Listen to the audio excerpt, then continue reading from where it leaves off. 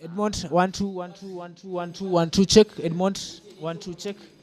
1 2 check. 1 2 check. 1 2 check. 1 2 check. 1 2 check. 1 2 check. 1 2. Hata yeye amesikia bell. Sasa amesikia bell. 1 2 Edmond, confirm kama unatupata loud and clear. Ila imepotea. Unanipata? Ni sababu nilikuwa na delete. 1 2 Huyu umeisumbua. 1 2 1 2 sio Edmond ni aje? Edmond, how are you? You are live. Hata ukitaka jieke 1 sasa. 1 2.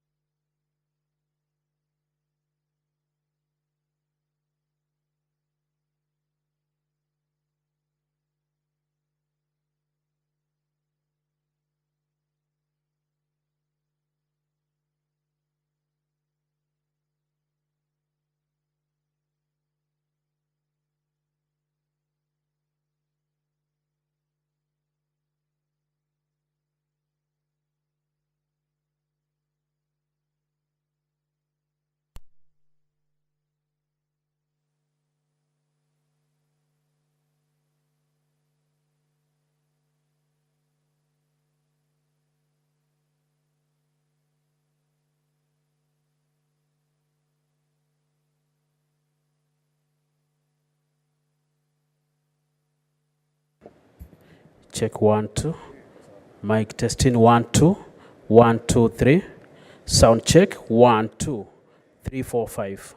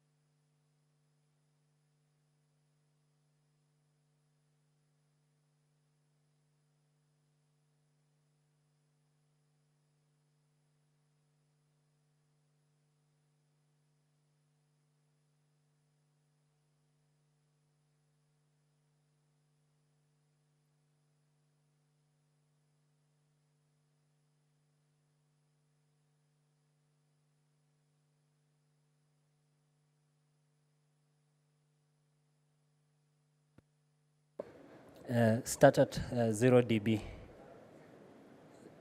Equals 0 dB.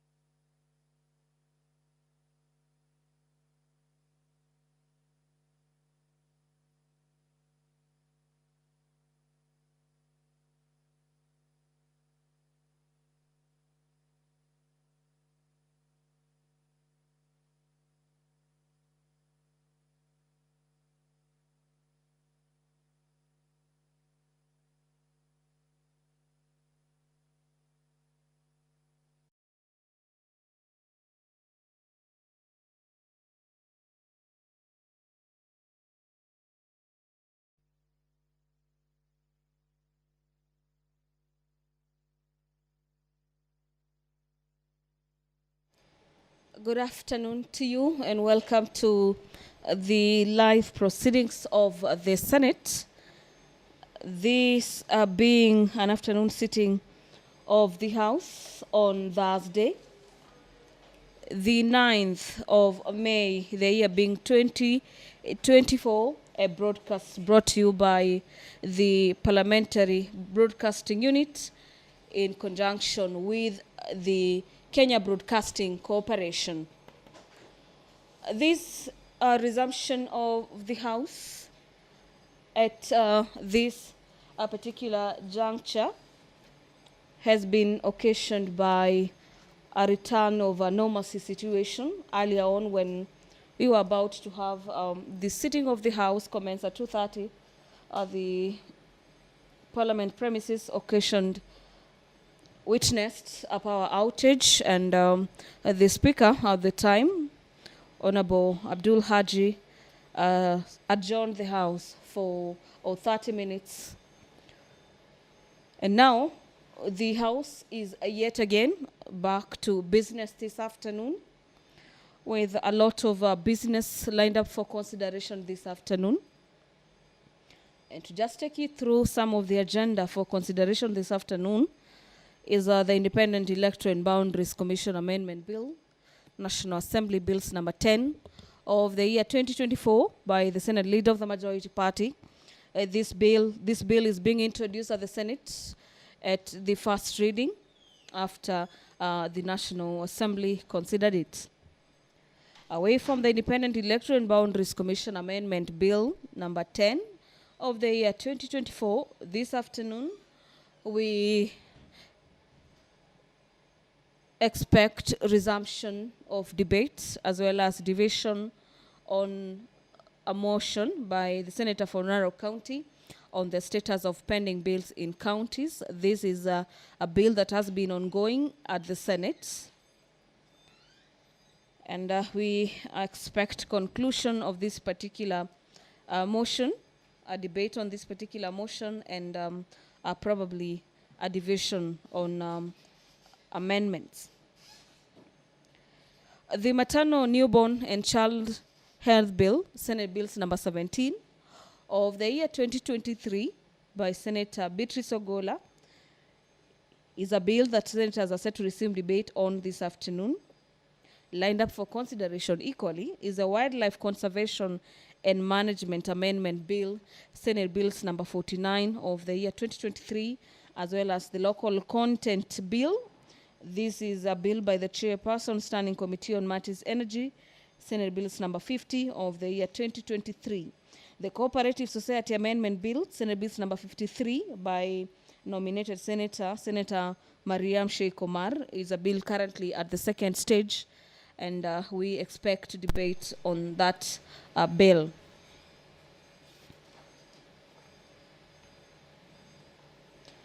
Pursuant to standing orders of the House, standing orders number 57, subsection 1, the Senate Leader of the Majority Party will this afternoon be issuing a statement on the business of the Senate for the week commencing on the 14th of May this year.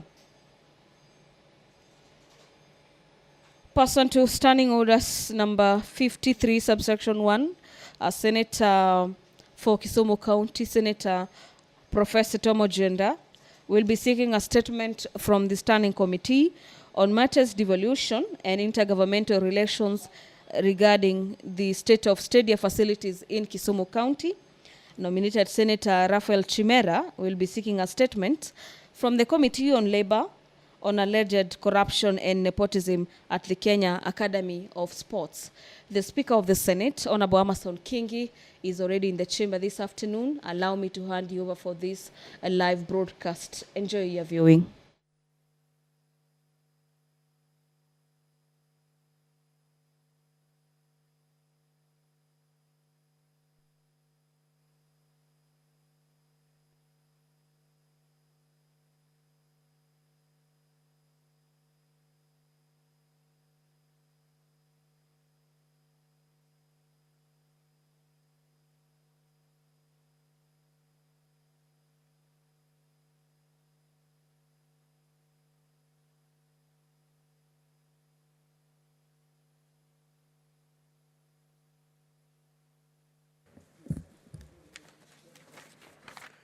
Now, honorable senators, welcome back from that very brief suspension.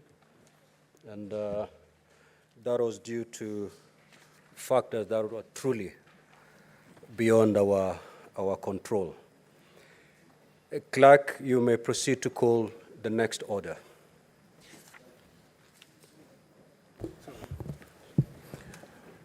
Order number 1, administration of oath. Order number 2, communication from the chair. Order number 3, messages. Order number 4, petitions. The Chairperson, Standing Committee on Health.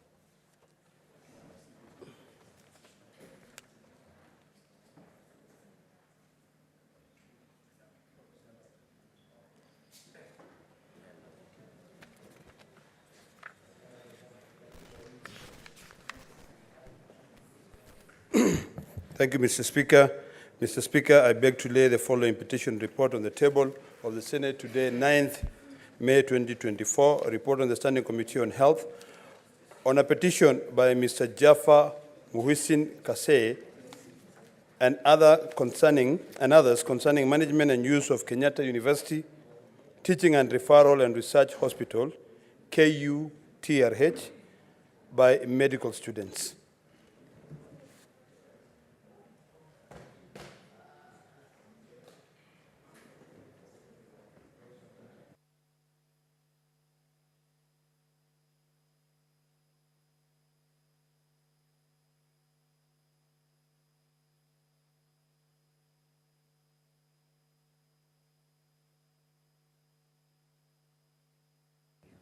Next order. Order number 5, papers. The Majority Leader.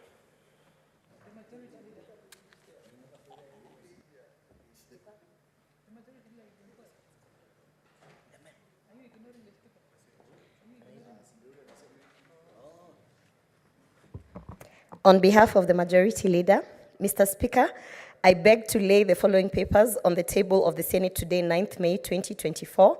Reports of the Auditor General on financial statements of the following for the year ended 30th June 2023. Narok Water and Sewerage Services Company Limited, Nolturesh Loitokitok Water and Sanitation Company Limited, Imetha Water and Sanitation Company Limited, Municipality of Kapenguria, Homa Bay County Water and Sanitation Company Limited, Sibo Water and Sanitation Company Limited, Trans Nzoia County Executive Car Loan and Mortgage Scheme Fund, the County Government of Trans Nzoia County Revenue Fund, the County Government of Trans Nzoia Receiver of Revenue Statements, Trans Nzoia County Youth and Women Development Fund, Nakuru County Executive Mortgage Scheme Fund, Eldamaravine Water and Sewerage Company Limited, Kirandich Water Company Limited, report of the Bomet County Assembly Select Committee on Public Investment and Accounts on inquiry into the operations and performance of the Bomet Water and Sanitation Company Limited for the year ended 30th June 2021. I beg to lay. The Chairperson, Standing Committee on Health.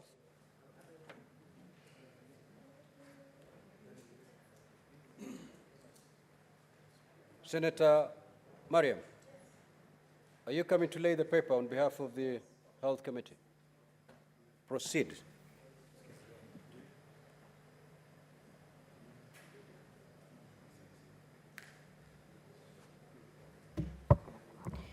Thank you, Mr. Speaker. I beg to lay the following papers on the table of Senate today, 9th May 2024. The report of Standing Committee on Health on inquiry on alleged irregularities in procurement of long-lasting insecticide treatment nets at Kenya Medical Supply Authority. Thank you.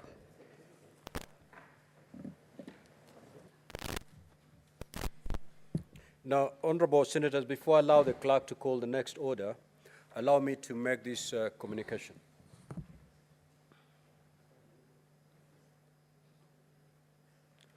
Proceed to take your seat, Senator Mariam.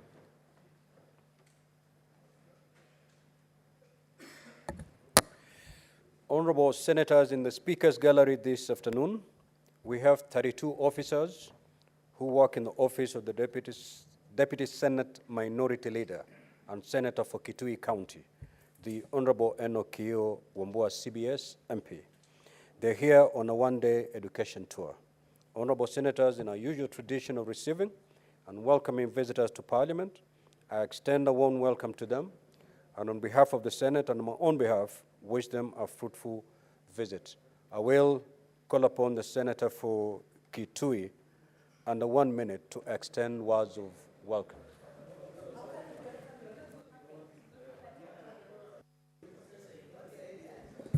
Order! Thank you, Mr. Speaker. Speaker, I don't know why the Majority Leader is so excited about visitors from my office. Speaker, I take this opportunity to join you and join my colleagues. I'm equally excited by the excitement amongst my colleagues, especially Senator Kenywa. At some point, he was not very sure whether I was going to be attending a function that I have later in the evening. But when he saw the delegation, he came to me and said he wants to be there. And I can see how happy the Majority Leader is. Mr. Speaker, these are staff members from my office who have come here to see what we do in this house. These are the people, Mr. Speaker, that have caused my election twice. The people who have stood with me, Mr. Speaker, in good and in bad times. I'm very happy that they are here to witness the work that we do on the floor of the Senate. And Mr. Speaker, on behalf of the Senate of the Republic of Kenya, I welcome them and wish them a fruitful visit in this Senate. I thank you, Mr. Speaker. Senator Hamida, take your seat.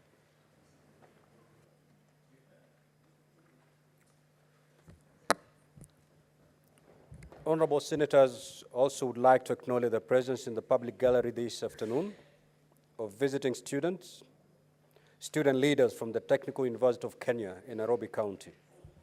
The students are in the Senate for a one-day academic exposition.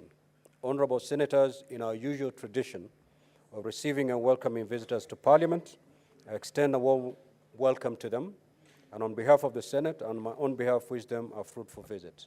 Let me allow the Senator for Nairobi to extend words of welcome. That to be done under 1 minute. Proceed, Senator Sifuna. Thank you, Chair. On behalf of the House, first of all, I must apologize to both delegations. You came on a day when we were hit by a small mishap, but it's not always like that.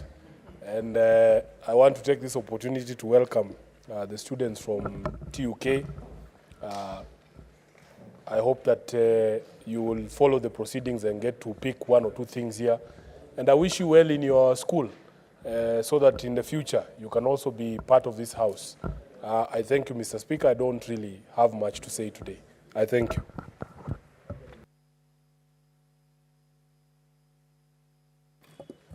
Next order. Order number 6, notices of motion. Order number 7, questions and statements. Statement pursuant to Standing Order 53-1, the Senator for Kisumu, Professor Tom Ojienda. Those two statements are dropped. Senator Chimera Raphael. You have two, in fact, 3 statements. Proceed to present the 3 of them.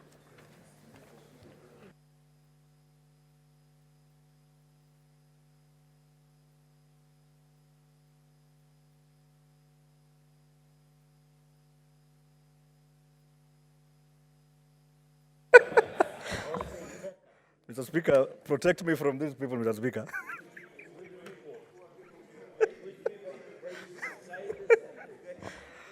Thank you, Mr. Speaker. This is a request for statement on the deteriorating condition of the Marere Bridge along the Kwale-Kinango Road. Mr. Speaker, sir, I rise pursuant to Standing Order 53-1 to seek a statement from the Standing Committee on Roads, Transportation and Housing regarding the critical issues surrounding the deteriorating condition of the Marere Bridge along the Kwale-Kinango Road. In the statement, the committee should, number one, Mr. Speaker, state the current condition of Marere Bridge, a critical piece of infrastructure that enables the movement of people, goods, and services to and from Marere within Kinango constituency. Number two, find out the impact of the ongoing long rains on the bridge, stating any other factors responsible for the deterioration of the bridge to inform the development of effective solutions to address the situation. Number three, propose immediate measures to prevent further deterioration of the bridge as residents await a lasting solution. And finally, Mr. Speaker, outline the interventions required from both levels of government and different government agencies to arrest the nature of Marere Bridge. On to my second statement, Mr. Speaker. It's a statement on alleged corruption and nepotism at the Kenya Academy of Sports.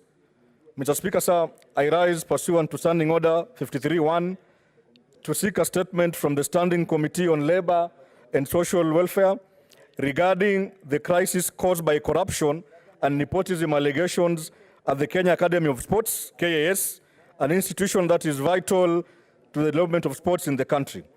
In the statement, the committee should, number one, disclose the current state of affairs at the Kenya Academy of Sports, KAS, particularly in light of recent allegations of corruption and nepotism attributed to the leadership of the academy in contravention of the provisions of Article 73(2) of the Constitution.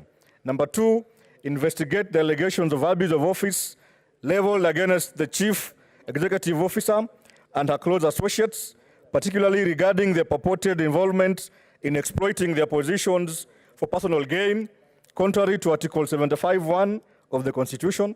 Number three, clarify the legal basis for the actions taken by the CEO and her associates, with particular reference to appointments, financial management, and contract renewals within the Kenya Academy of Sports.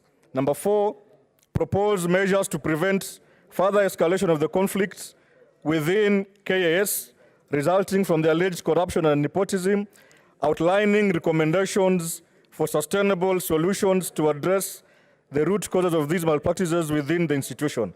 And lastly, Mr. Speaker, outline specific interventions on the appropriate redress mechanisms the ministry will put in place to ensure accountability, transparency, and fairness.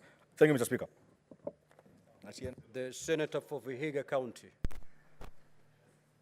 Senator Osotsi. Thank you, Mr. Speaker. Mr. Speaker, I want to make a statement on the state of insecurity in Vihiga County.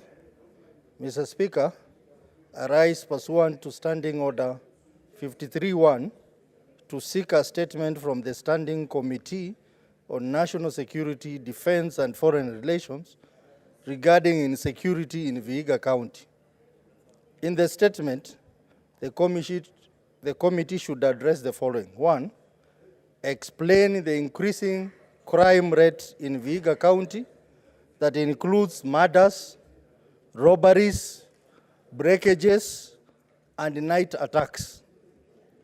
Two, outline the specific actions taken to address insecurity situation and status of investigation into reported incidences at Luanda Market, Cheptulu, Majengo, Esibuya Markets, and other areas within the county.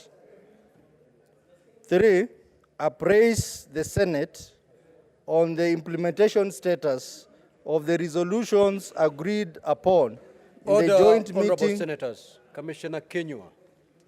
In the joint meeting. The Senator for Vihiga be heard in silence, please. Let me repeat, Speaker. Number three, apprise the Senate on the implementation status of the resolution agreed upon in the joint meeting between the Cabinet Secretary for Interior and National Administration and elected county leaders, including the Senator and the Governor, that took place in January 2023 with a view of addressing concerns around insecurity in the area.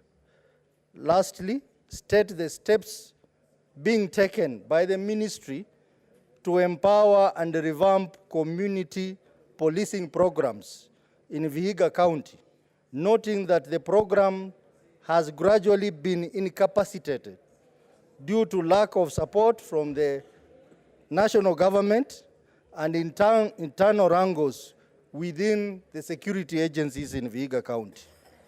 Mr. Speaker, I have a second statement on the procedural disciplinary proceedings against health workers at Vihiga County Referral Hospital.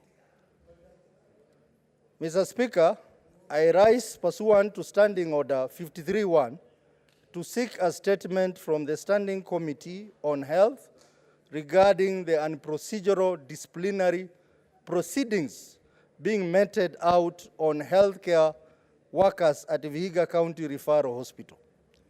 These procedural interdictions, suspension, even dismissals have demoralized staff across hospitals in Vihiga and affected the quality of healthcare service provision in the county. Further, the development concerning the running of the health facility in Vihiga County show that the county did not take seriously the deliberation it had with the Standing Committee on Health and the resultant recommendation given when the committee visited the county to check on the status of service provision in health facilities in the county. Among the said recommendation was for the county government of Vihiga to ensure that at least either the CEC member or chief officer had a professional background in medical or healthcare fields, among other HR issues that were raised. In the statement, the committee should, 1, state the number of healthcare workers that have been subjected to disciplinary procedures at the Vihiga County Referral Hospital from the year 2022 to date, and table a report outlining the affected workers. Number 2, explain the legal basis for each disciplinary action and flag out any cases of procedural dismissal of such health workers in the county, ascertaining the number of staff that have been punished without involvement of the County Public Service Board. Number 3, investigate the circumstances of the ongoing punishments that include stoppage of salary, interdiction, suspension, and dismissals of the said health workers, stating why the County Service Public Board was not involved in the said disciplinary matters. Number 4, outline any action taken by the Vihiga County Public Service Board to intervene and reverse cases of procedural disciplinary proceedings against the healthcare workers and to ensure that service delivery to the people of Vihiga is not impacted negatively. Number 5, give a status update on the implementation of actionable points agreed upon between the Senate Standing Committee of Health and the Vihiga County government regarding the running of the health function in the county during the visit of the committee to the county last year. And lastly, cause the necessary action to be taken to ensure the County Service Public Board, the County Public Service Board takes their mandate and responsibilities seriously, and where they fall short, be held accountable. Mr. Speaker, I thank you. Senator Catherine Muma, proceed. Thank you, Mr. Speaker, sir. Senator, but you are holding brief for Catherine Muma. Yes, proceed. Mr. Speaker. That's what you need to start with. Okay. Thank you, Mr. Speaker, sir. I rise to read a statement from Senator Catherine Muyeka Muma. It is a statement It is a request for a statement on access to village and youth polytechnics for the youth in informal settlement. Mr. Speaker, sir, I rise pursuant to Standing Order 53-1 to seek a statement from the Standing Committee on Education regarding the plans by the Nairobi City County Government and the Ministry of Education to facilitate equitable access to public vocational and technical education and training for the youth in informal settlements in Nairobi.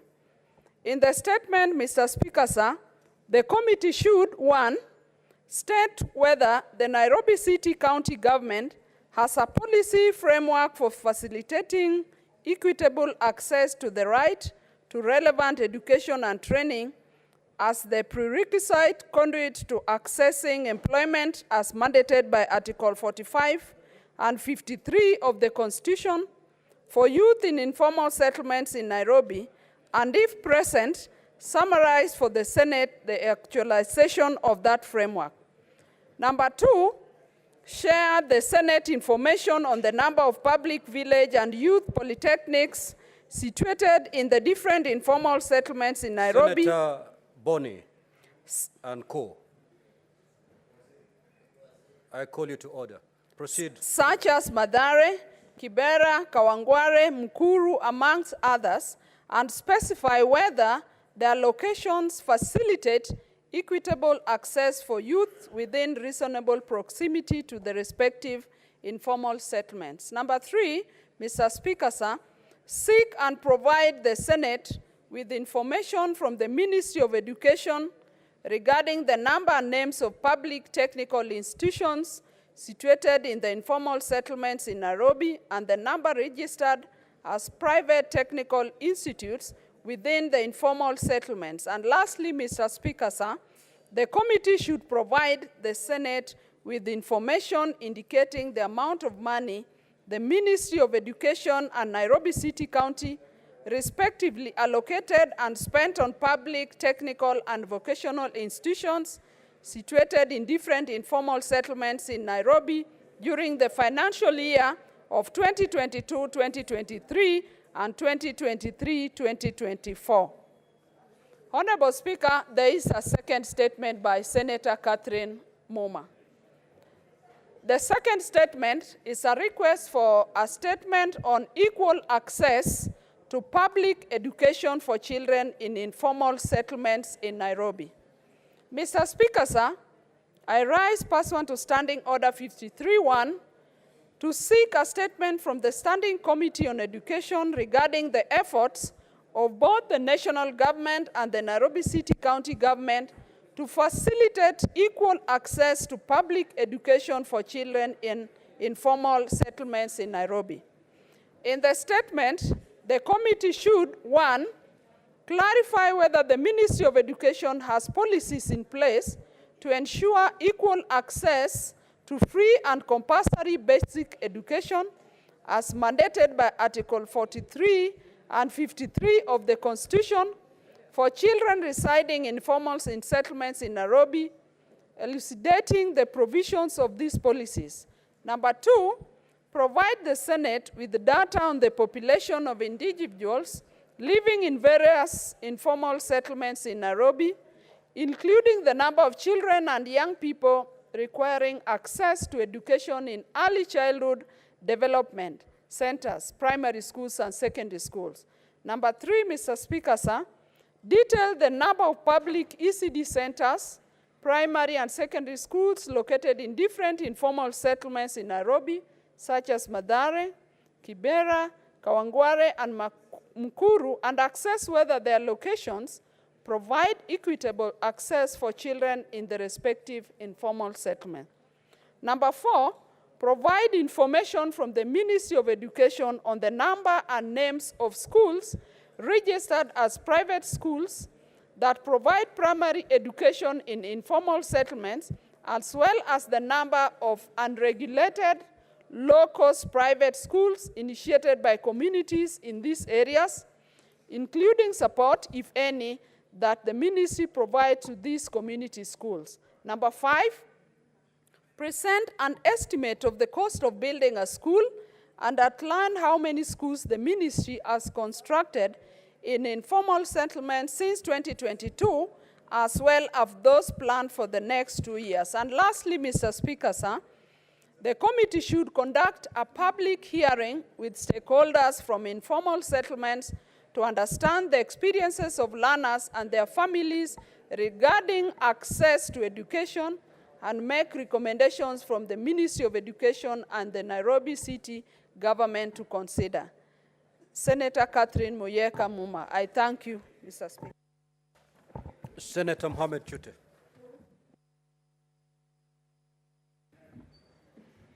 Thank you very much, Honorable Speaker.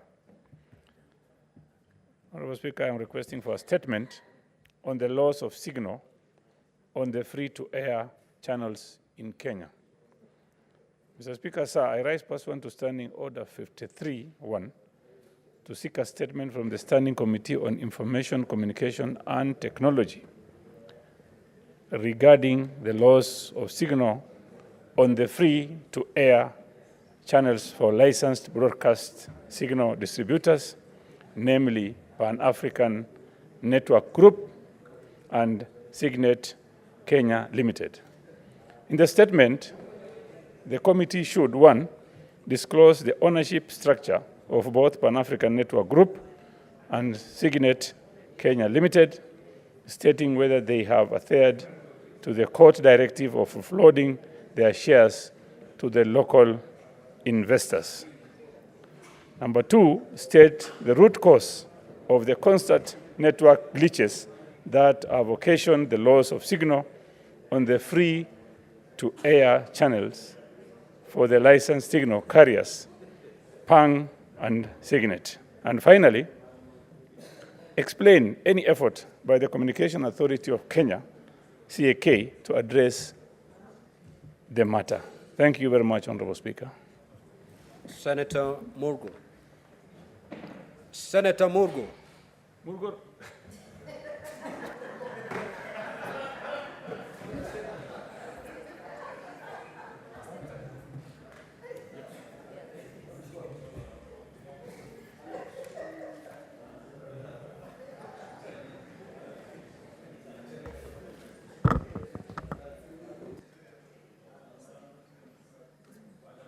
Speaker, I thought it was Mbugua.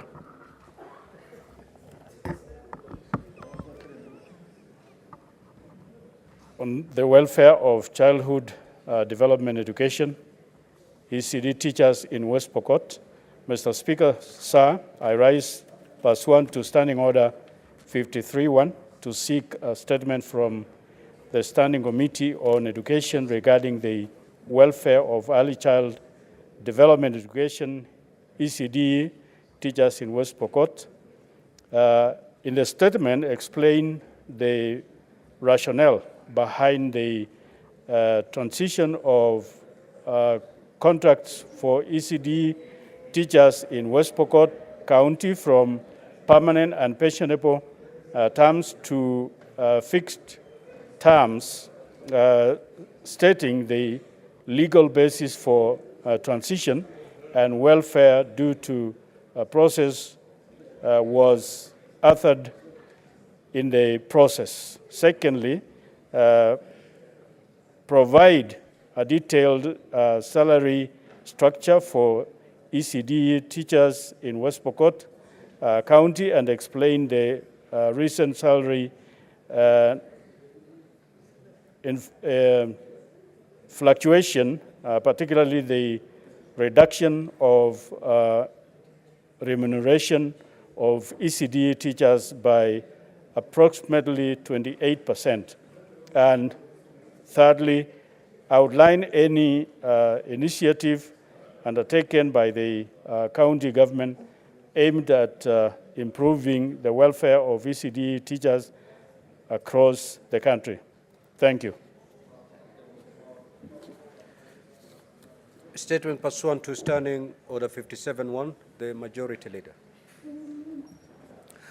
Majority Leader.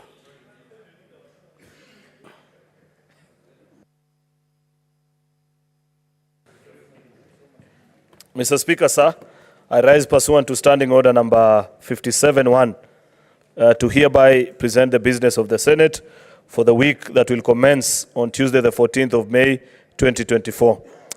Mr. Speaker, sir, during the sitting of the Senate held on Thursday, 2nd of May 2024, the Senate considered and passed two bills at the Committee of the Whole stage, namely the Division of Revenue Bill, National Assembly Bill number 14 of 2024, and the County Governments Amendment Bill, National Assembly Bill number 25 of 2023. These bills have since been referred to the National Assembly for consideration. There are a number of motions that have been filed by various senators which are yet to be concluded. It goes without saying that the movers of the said business should be presented in the chamber to prosecute the same as scheduled in the order paper of the day. 47 bills are pending conclusion in the Senate. 43 of these bills are the second reading stage, while 4 are the Committee of the Whole stage. 18 motions are pending conclusion, and 18 petitions are due for reporting by the respective standing committees, while there are 343 statements that are pending before the various committees of this House. Mr. Speaker, sir, the Senate Business Committee will meet on Tuesday, the 14th of May, 2024, to consider the business of the week. The tentative order paper, the tentative business for the week will include business not concluded in today's order paper, as well as the business included in the notice, as well as the business indicated in the notice paper. The business will include 1, bills that are at second reading, which is a Heritage and Museum Bill, the Agriculture and Food Authority Bill, the County Hall of Fame Bill, the Rice Bill, Public Holidays Amendment Bill, County Assembly Services Bill, and Public Transport Motorcycle Regulations Bill. There are various motions as well, Mr. Speaker, which include the report of the Standing Committee on Budget and Finance on the implementation of projects funded by the conditional grants for construction of county headquarters, Mr. Speaker, and various other committees.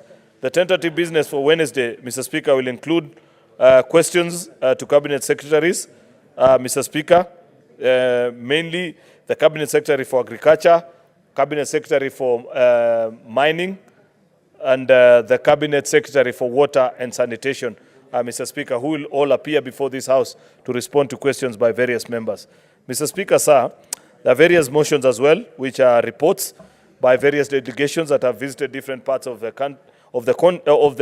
globe on parliamentary business, Mr. Speaker, from Luanda, Mr. Speaker. And some of these reports, Mr. Speaker, unfortunately, have stayed longer than should. Because if you have a report for April 2023, I wonder whether it is still relevant, Mr. Speaker, to have it in our order paper to be considered. And therefore, perhaps we need to make a decision on how quickly we should dispense of such reports, Mr. Speaker, for them to attain their relevance. I don't believe that we are just ticking a register, Mr. Speaker. The tentative business as well on that afternoon, we have various bills that we are scheduling, the County Public Finance Laws, the Energy Amendment Bill, NCA Amendment Bill, Meteorology Bill, Statutory Instruments, Nuts and Oil, Mr. Speaker, while there are various bills as well which we will consider at the Committee of the Whole stage, Mr. Speaker, which include, but not limited to, the Conflict of Interest Bill, the Tea Amendment Bill, National Rating Bill, and the Gambling Control Bill, Mr. Speaker. The business for Thursday 16th will be business that will not have been concluded on Tuesday and Wednesday 14th and 15th. I hereby do table this statement. Thank you, Mr. Speaker. Next order, Clerk.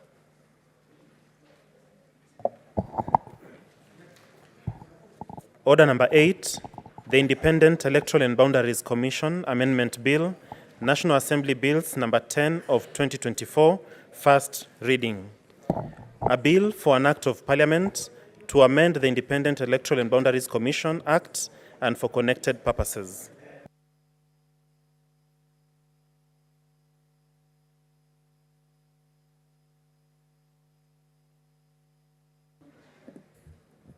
Senator Ledama and the Majority Leader. Just approach the chair, please.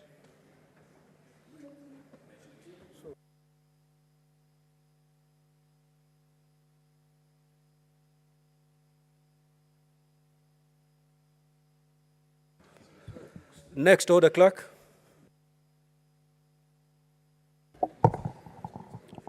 Shughuli nambari 9, hoja. Kuidhinishwa kwa ruzuku ya masharti kwa ujenzi wa uwanja wa manispaa ya Mombasa. Kura ya mgawanyiko.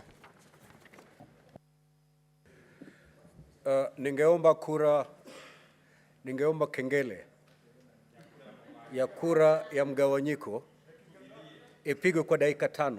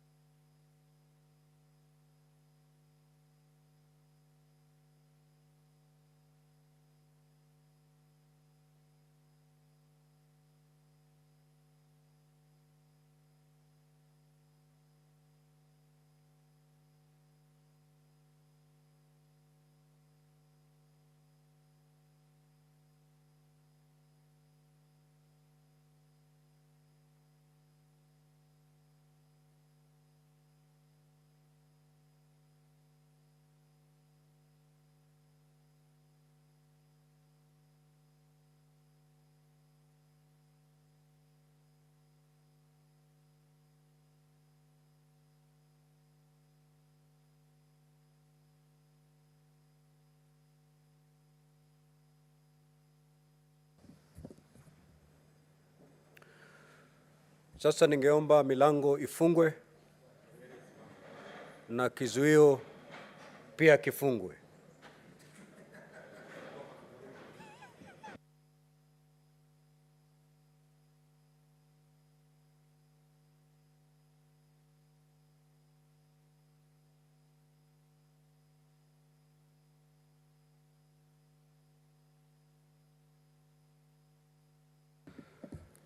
Sasa waheshimiwa maseneta,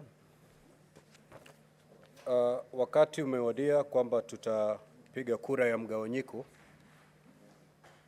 ya hoja ya kuidhinishwa kwa ruzuku ya masharti kwa ujenzi wa uwanja wa manispaa ya Mombasa. Kura zitapigwa kielektroniki. Kwa hivyo mwanzo nataka niwasihi masenators wote waheshimiwa mtoe kadi zenu katika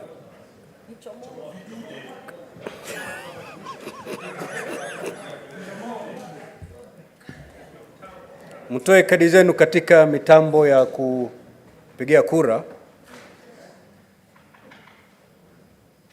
Alafu Sergeant at Arms, tafadhali uhakikishe kwamba hakuna kadi yoyote imebaki katika kile kishimo cha kupigia kura.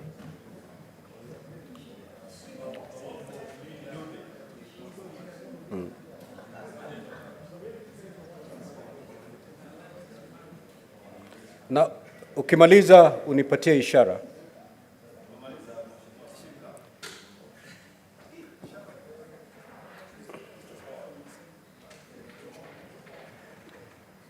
Mheshimiwa maseneta, mnaweza sasa kuweka kadi zenu katika kile kishimo.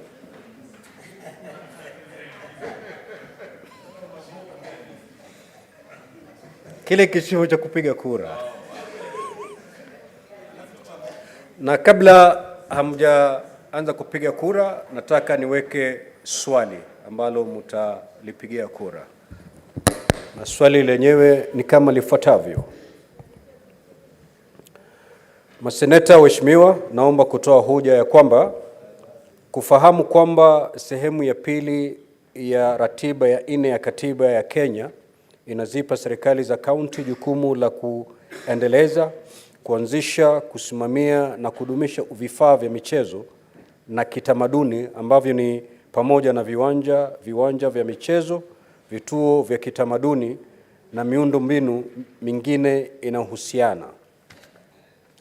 Ikumbukwa kuwa ukanda mzima wa pwani nchini hauna uwanja wa kisasa uliojengwa kwa viwango vya kimataifa, hivyo kuwanyima wananchi manufaa yanayotokana na viwanja na vifaa vya michezo. Wasiwasi kwamba ujenzi wa uwanja wa michezo wa manispaa ya Mombasa umekumbwa na ucheleweshaji na vikwazo tangu kuanzishwa kwa mradi huo mwaka 2019 na kutokana na matatizo ya kifedha ambayo yamesitishwa na kinyume na kunyima jamii eneo hilo uwanja linalotajika sana. Kwa hivyo sasa bunge la Seneti linaazimia kwamba hazina ya kitaifa ya Wizara ya Masuala ya Vijana, Uchumi, Ubunifu na Michezo itenge serikali ya kaunti ya Mombasa ruzuku ya masharti shilingi bilioni 1.7 kwa ajili ya kukamilisha ujenzi wa uwanja wa manispaa ya Mombasa. Sasa waheshimiwa maseneta, mnaweza kupiga kura kwa kubonyeza ndio, la ama ususie kupiga kura.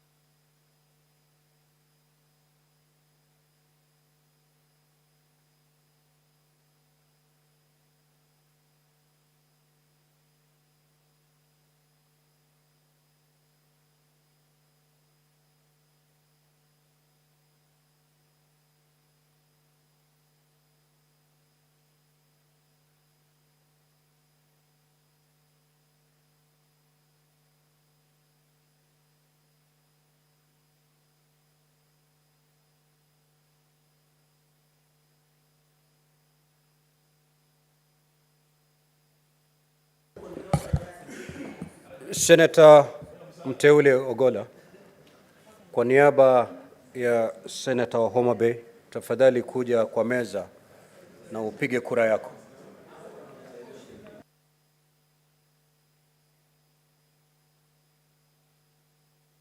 Na Senator Tobiko, kwa niaba ya kaunti ya Kajiado, tafadhali pia njoo kwa meza upige kura.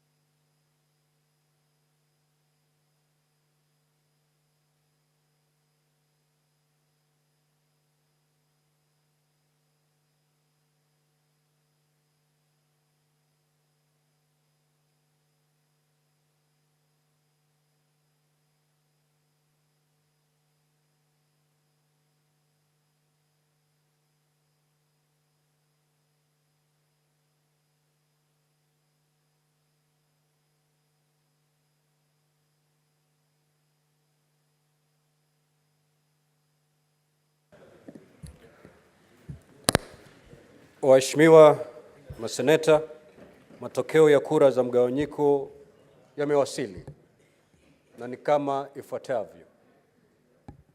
Ndio kura 27, la haikupata kura, waliosusia haikupata kura. Kwa hivyo wale wa ndio wameibuka washindi. Next order.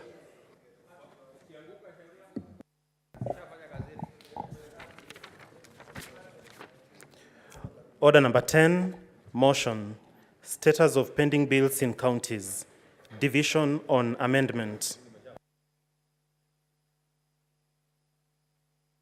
Now, Sergeant, at times, you need not open the doors. Let them stay closed and the bar drawn. We're going for division. Now, honorable senators, we're going to vote twice on this particular order. We are going to vote for the amendments. Once the amendments are carried, we are going to now proceed to vote for the motion as amended. So the first round of voting is on the amendments. Thereafter, we'll move to the motion as amended. And therefore, honorable senators, kindly remove your cards from your delegate unit. Sergeant at Arms, confirm that we don't have an unattended delegate card in the unit.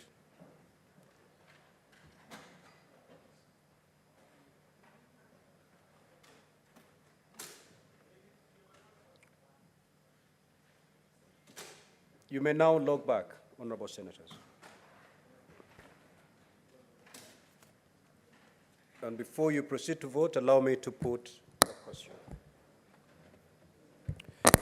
That the motion be amended in paragraph 2 as follows. In subparagraph 1, by deleting all the words immediately after the word county governments and inserting the following words in place thereof.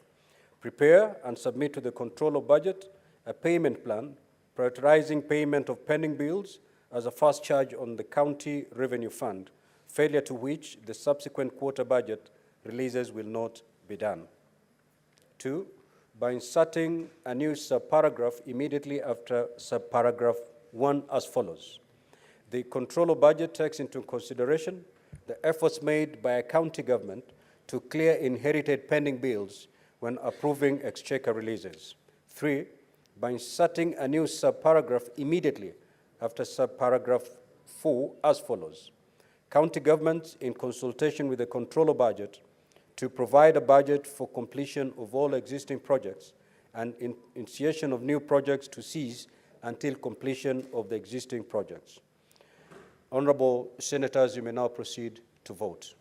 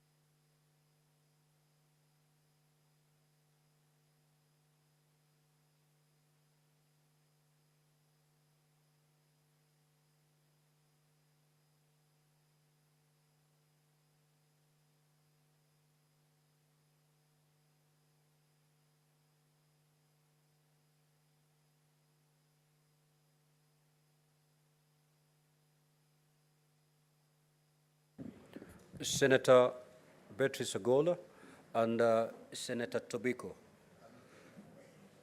Come to the dispatch and cast your vote.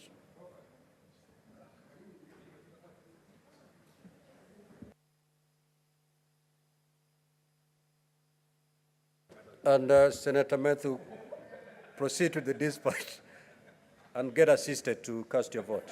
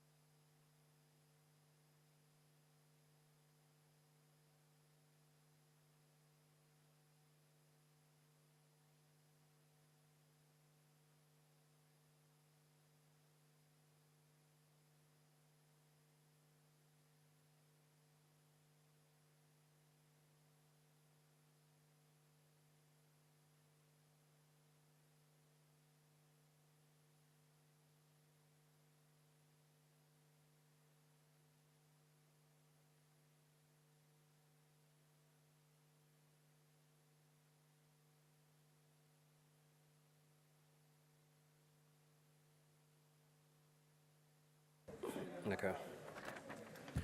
Now, honorable senators, the vote on the division is as follows. Yes, 27, no, 0, abstention, 0. So the ayes have it. Now we will proceed to vote on the motion as amended. Therefore, I'm going to put the question.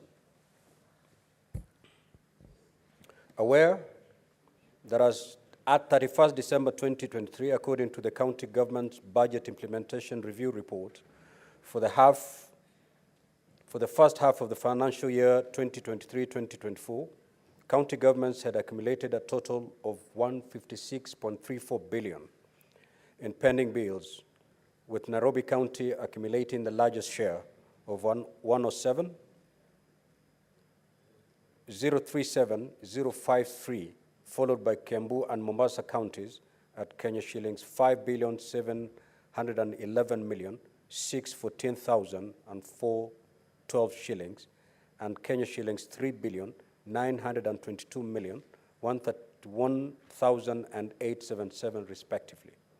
Concerned that the accumulated pending bills in counties have significantly affected service providers in the counties, leading to closure of businesses, stalling of county projects, adversely affecting economic growth in counties, service delivery, and ultimately slowing down the country's economic growth.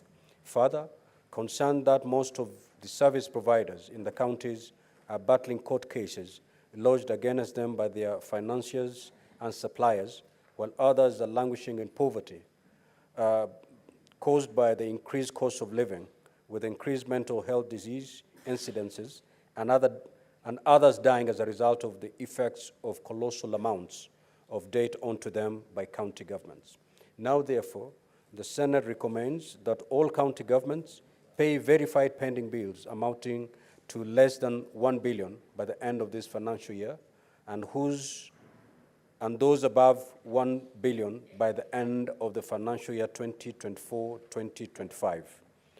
And also the Senate resolves that pursuant to the provisions of Regulation 41(2) and 3 of the Public Finance Management County Governments Regulations 2015, county governments prepare and submit to the Controller Budget a payment plan prioritizing payment of pending bills as a first charge on the County Revenue Fund, failure to which the subsequent quarter budget releases will not be done. 2, the Controller Budget takes into consideration the efforts made by a county government to clear inherited pending bills when approving exchequer releases. 3, county governments shall only pay pending bills contained in the respective procurement plans pursuant to Regulation 52 and 3 of the Public Finance Management County Government Regulations. 4, supplementary budgets for county governments are prepared in the third quarter to curb instances of arbitrary reallocations out of the approved budget estimates.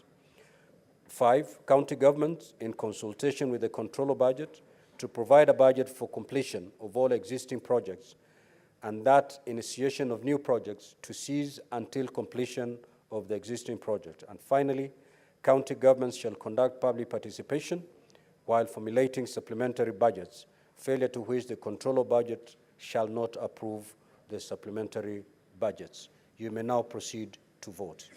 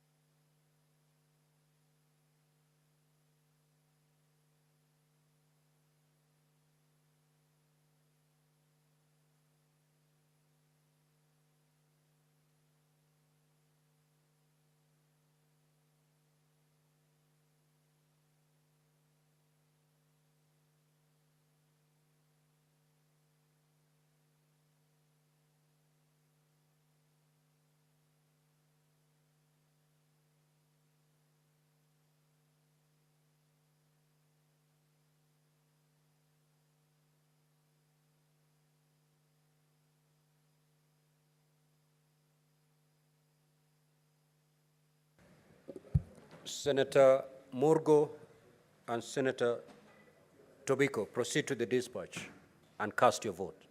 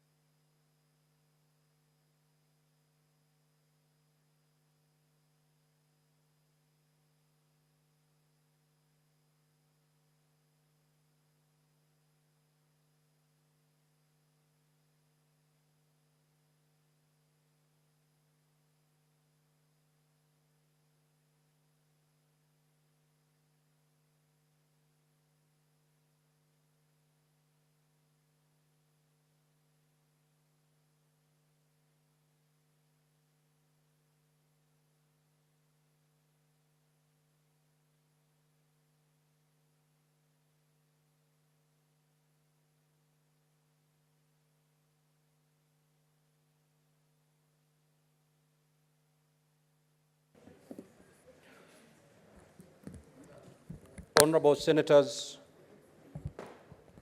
the results of the division on the motion as amended are as follows.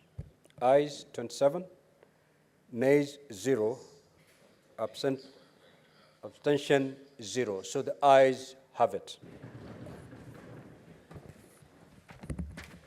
Now, Honorable Senators, we'll move to the next order is actually the Committee of the Whole. So we still need you to stay in the chamber. You may now withdraw the bar and open the doors. Sergeant at Arms.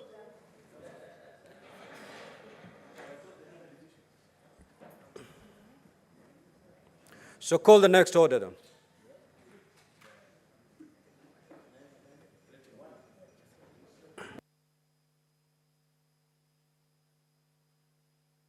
Now, there's a supplementary order paper that has just been uploaded in your iPads. You may not have the physical copy, but if you peruse through your iPad, you'll be able to see the supplementary order paper.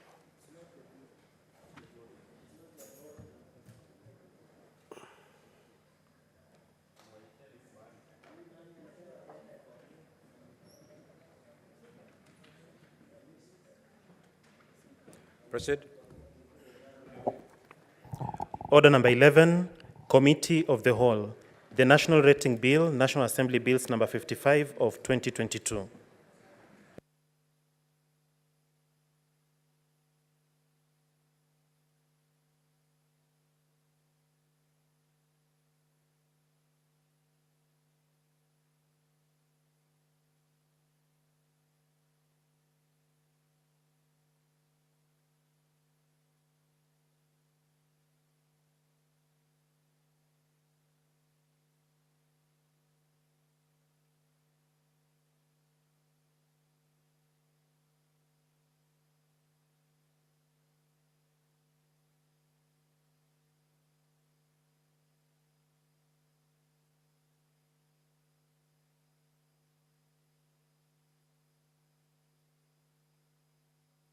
For supplementary. Mukai. Thank you. National rating.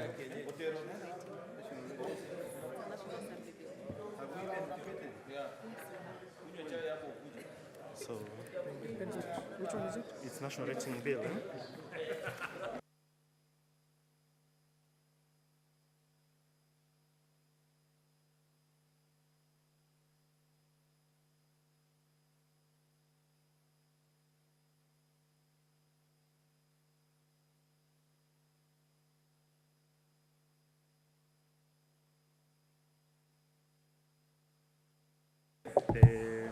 Honorable Senators,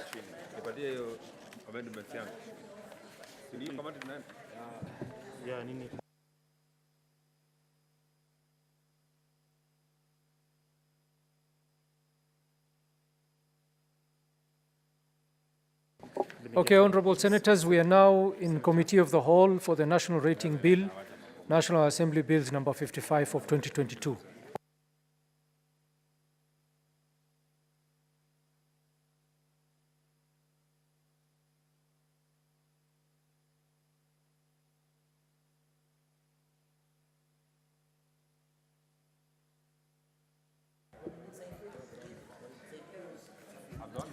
Clauses 3, 4, 5, 6, 7, 8, 9, 10, and 11. I propose the question that clauses 3, 4, 5, 6, 7, 8, 9, 10, and 11 be part of the bill. I put the question that clause 3, 4, 5, 6, 7, 8, 9, 10, and 11 be part of the bill, division at the end. Clause 12. I propose the question that clause 12 be part of the bill. Amendment to be moved by Chairperson. Mr. Chairman, sir, I beg to move that clause 12 of the bill be amended as it appears on the order paper. That's correct.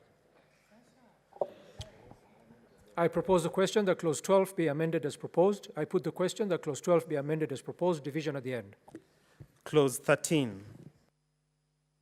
I propose the question that clause 13 be part of the bill. I put the question that clause 13 be part of the bill, division at the end. Clause 14. I propose the question that clause 14 be part of the bill, amendment to be moved by chairperson.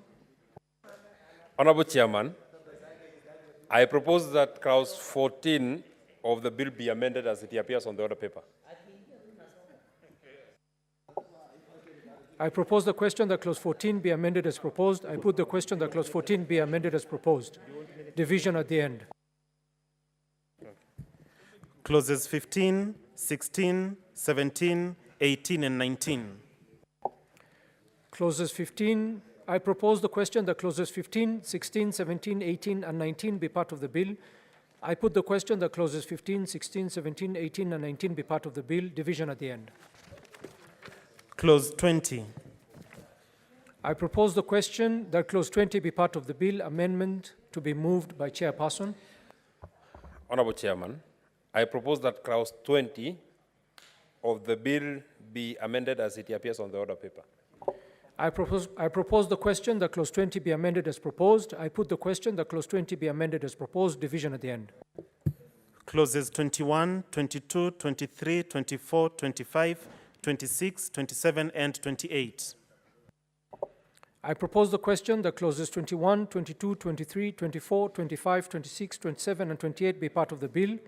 I put the question that clauses 21, 22, 23, 24, 25, 26, 27, and 28 be part of the bill. Division at the end. Clause 29. I propose the question that clause 29 be part of the bill, amendments to be moved by the chairperson. Honorable Chairman, I propose that clause 29 of the bill be amended as it appears on the order paper. I propose the question that clause 29 be amended as proposed. I put the question that clause 29 be amended as proposed. Division at the end. Clause 30. I propose the question that clause 30 be part of the bill, amendments, Chair. Honorable Chairman, I propose that clause 30 of the bill be amended as it appears on the order paper. I propose the question that clause 30 be amended as proposed. I put the question that clause 30 be amended as proposed. Division at the end. Clause 31. I propose the question that clause 31 be part of the bill. I put the question that clause 31 be part of the bill. Division at the end. Clause 32. I propose the question that clause 32 be part of the bill. Amendments to be moved by the chair. Honorable Chairman, I propose that clause 32 of the bill be amended as it appears on the order paper. I propose the question that clause 32 be amended as proposed. I put the question that clause 32 be amended as proposed. Division at the end. Clause 33.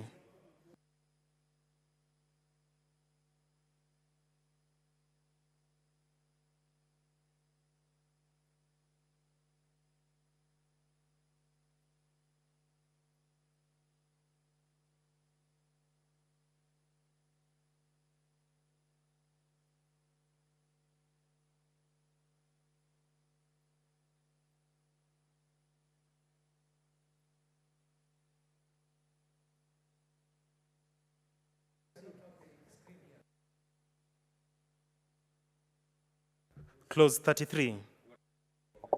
I propose the question that clause 33 be part of the bill. I put the question that clause 33 be part of the bill. Division at the end. Clause 34.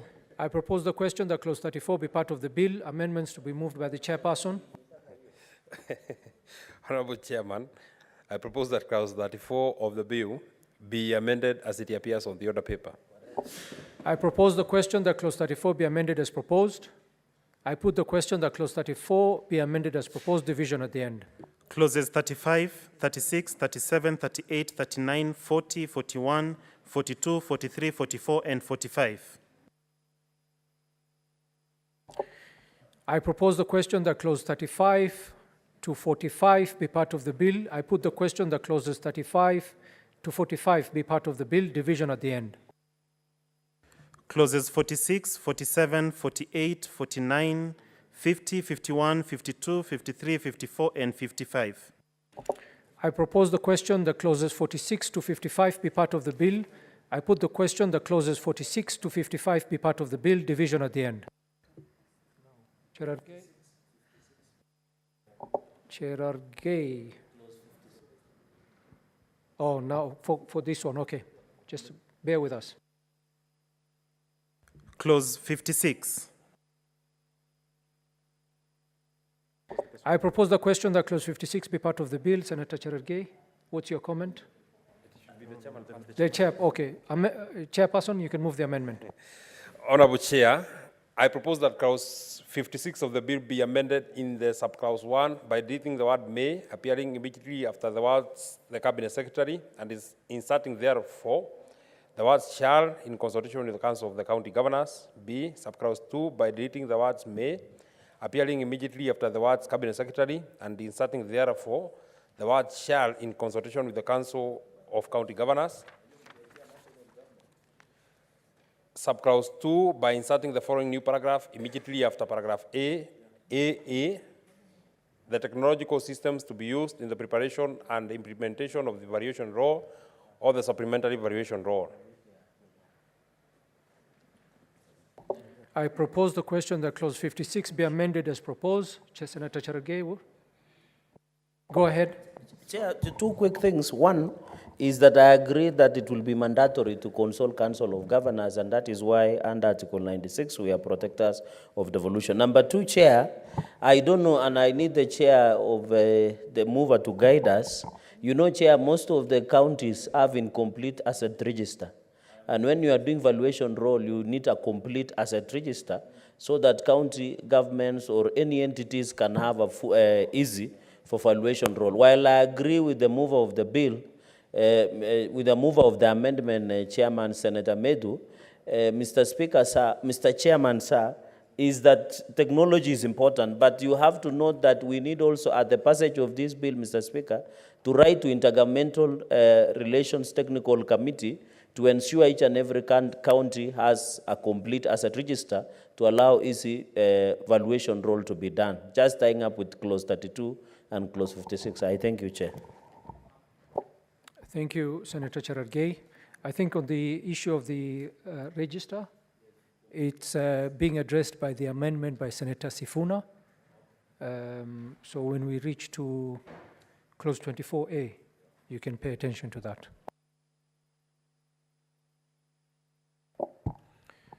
Senators, I put the question that clause 56 be amended as proposed, division at the end. Clause 57. I propose the question that clause 57 be part of the bill. I put the question that clause 57 be part of the bill, division at the end.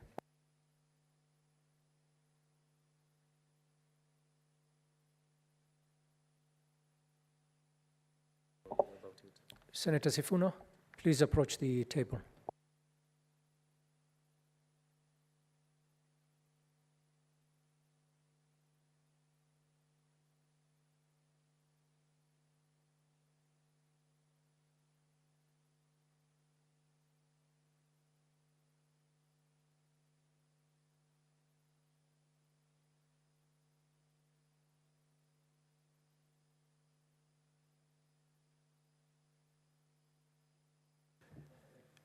New clause 24A.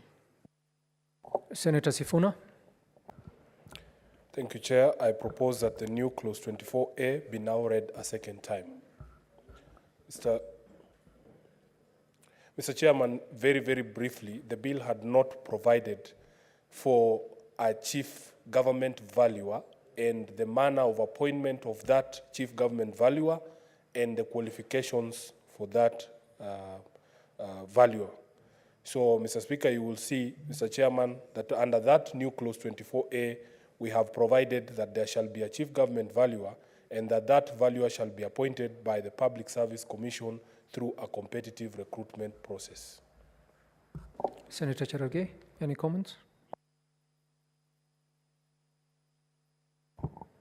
Senator Sifuna's amendment, of course, with the guidance of the majority leader, is that the chief government valuer will be a link, because if you see, Chair, it affects advice of both county and government. So with this description, it will be easy now to advise county governments and national government to have a complete asset register to allow easy process of complete valuation role. And therefore, when they have complete of assets and everything they have, it is easy to quantify. So I agree this chief government valuer. I think this is a straightforward amendment, and it captures the aspirations and the imaginations I had about the bill. I propose the question that new clause 24A be now read a second time. I put the question that new clause 24A be now read a second time, division at the end. New clause 24B. Honorable Chair, I propose that the new clause... Just a moment, Senator Sifuna.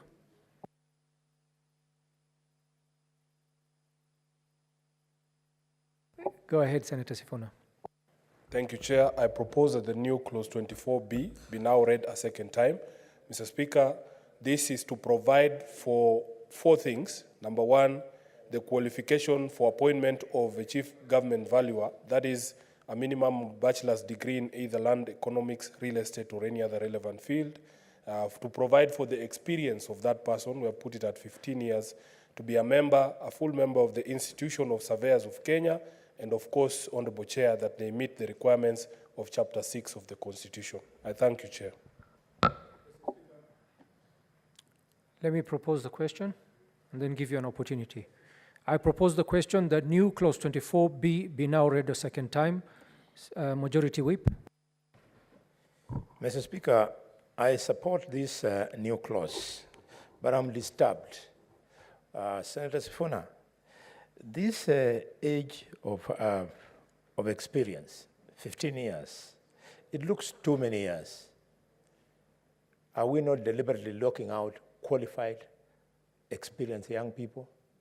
If to become a judge, you need, is it 10 or 13 years? Yes, you need 10. Why are you taking it to 15? 15 is a very, yeah, because look, if a guy has gotten this degree at the age of 25, so if you are adding another 15, it means to get to this job, you must be 40 years and above. 40 is quite advanced, and people like Sifuna, I can see, and Karen, and the Honorable Leader of the Majority are yet to hit 40, and they are holding very senior positions in this country. That's my comment. If there is anything you can do, maybe. Senator Sifuna, you may respond. Yes, Chair. The anticipation was that the chief government value, if you look at the roles of the chief government value under the new 24A, is going to be the principal advisor to the national government and county governments on all matters relating to valuation. It's an office akin to, say, the Auditor General.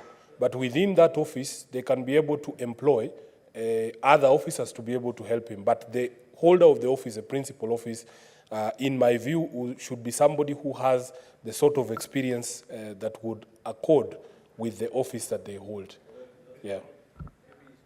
Senator Kisang. Chair, I know this is a house of record and rules and laws. Honorable Speaker, Honorable Chair, most of the laws that we have passed also in the past, most CEOs, we put a minimum age of 10 years experience. So I believe 15 is on the higher side. And basically, by the time you complete university, you are around maybe 25. You look for an employment maybe another 3-4 years. So I believe 15 is on the higher side. Maybe, I don't know if you also include that at least masters. Instead of putting 15 years, masters could be put as an additional advantage. Yeah. Thank you. Senator Methu.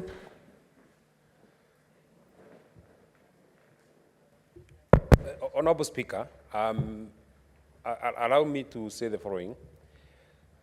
Besides what the Senator from Nairobi has said in terms of being the principal advisor, in the rank of valuers, the chief government valuer will be at the pinnacle. And I want us to look at it in the hierarchy of most of the positions that we have. When the leader, Majority Whip speaks of a judge, in this case then, this chief government valuer will then occupy almost the same position as that of the Chief Justice, because he will be the person that will be the topmost in terms of the rank, in terms of the ranking of valuation. If you put 15 years, then this will be a person that will have grown in the ranks of land valuation to the highest level. And there's a second thing that Senator Sifuna has not mentioned. All the valuation laws that will be prepared by all the county governments, the 47 of them, they'll have to get a nod from the chief government valuer. So this is a person that will be at the level of the Auditor General, at the level of the Chief Justice, at the level of then the chief government valuer. So I agree that 15 years is requisite experience for a person to occupy that very high position of chief government valuer. Senator Beatrice Ogola. Thank you, Chair. I just wanted to re-emphasize what Senator Methu has said, that I want to support the fact that the chief government valuer should be maintained at experience of 15 years, Chair. Chair, these are professional lines, and as a country, we want to encourage people who will be overseeing valuation, having worked the rank and file of the valuation profession. Chair, at some point in our systems, we had people who would scale the heights from divisions as they were in the initial constitution. They had to be district officers. They had to move to provincial officers. They then had to go to the national level. It was not for nothing that they scaled those heights. It was for the purpose that they will have accumulated experience above everybody else in order to oversee that office. So, Mr. Chair, I want to support this because we must protect and preserve certain professions. Mr. Chairman, I've worked in the county, and you found that there are governors who, when they came in, they would come in with their people who had no even background or professions, but because they want them to oversee certain departments like procurement, somebody just takes and somebody they are employed as even a transport officer, and then make them a director of procurement, basically because they want them to do what they want. Such people have been the reason why there's no professionalism in certain departments. And so, Chair, I want to support that the chief government valuer must have 15 years for the good of this country and for the good of that profession. Chair, I support. Senator Gloria Orwoba. Thank you, Chair. I'm torn between supporting the 15 years and the suggested 10 years by the whip. I just want to highlight that we're in the era of Kenya National Qualification Authority, which is a state agency under the Constitution of Kenya that recognizes prior learning. So when we're talking about 15 years experience, I want to believe that they mean 15 years experience devoid of what we call the normal paperwork, normal degrees and things like that. Maybe that needs to be defined further because, Chair, if we go by what has been happening before all of this, I know that there are some sections of the constitutions that have been declared unconstitutional because of discrimination of the youth. And when you say 15 years of experience, maybe can we seek clarity? Do they mean that 15 years after graduation from a formal institution, or do they mean 15 years of experience in relevance also to the recognition of prior learning, which is under the Kenya National Qualification Authority? In which case, then I support the 15 years. My issue is locking out the youth because, you know, we have the standard times. You finish high school at a certain year, and then you do your diploma or degree, but then some people finish high school and they go directly into the skills and the trade that they are without the formal paperwork. And that is what the Constitution of Kenya, under Kenya National Qualification Authority, recognizes and ascertains. Thank you, Chair.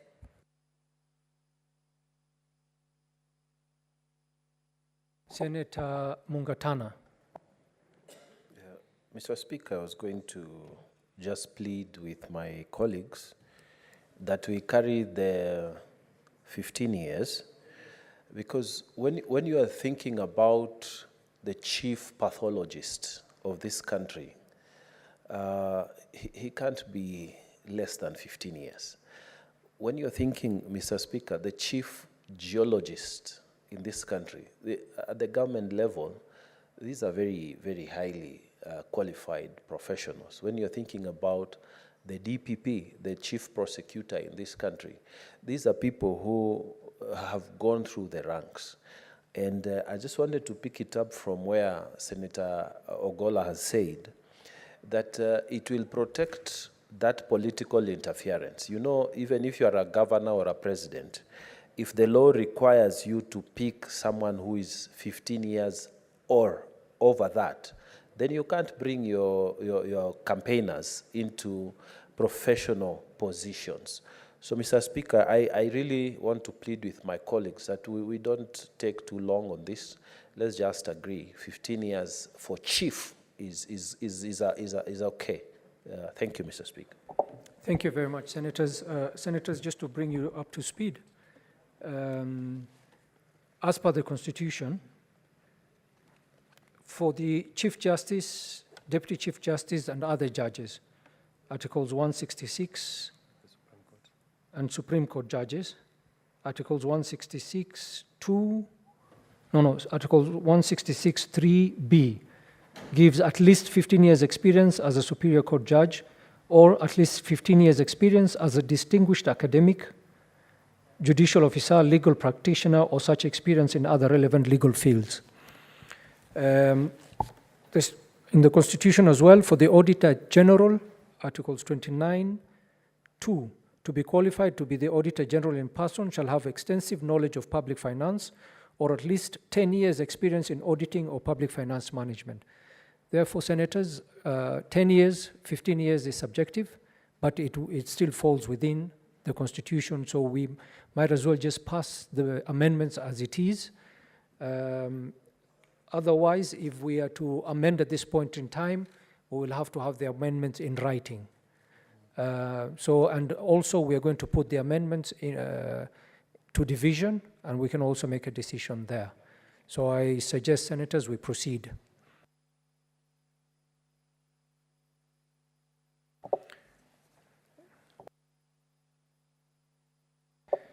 I put the question that new clause 24B be now read a second time, division at the end. New clause 30A.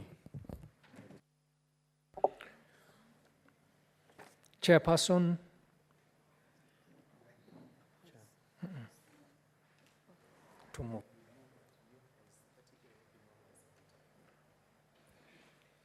Honorable Chair, I beg to move that new clause 30A be now read a second time.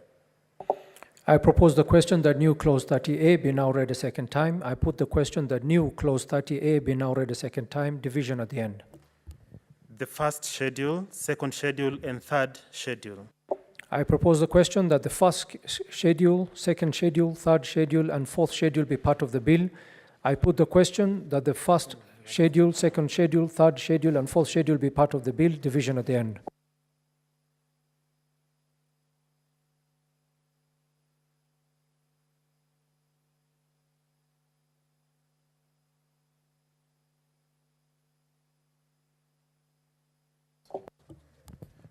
Clause 2. Honorable Senators, Clause 2, we have two amendments, one by the chairperson and one by Senator Edwin Sifuna, and the two amendments do not seem to clash. So we will we will take both to division. Chair Committee.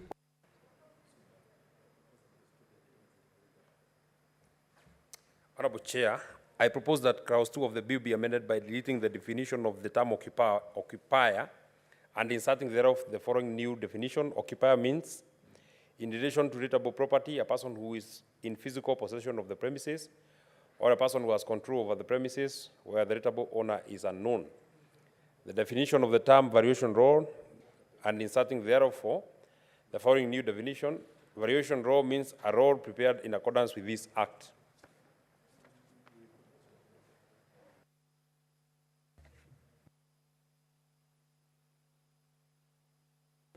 Senator Sifuna, further amendments? As Chair, I propose that the new clause 2 be now read a second time. Not new, just clause 2. Clause 2 of the bill be amended by deleting the definition of chief government valuer and inserting the following new definition. Chief government valuer means a valuer appointed under Section 24A.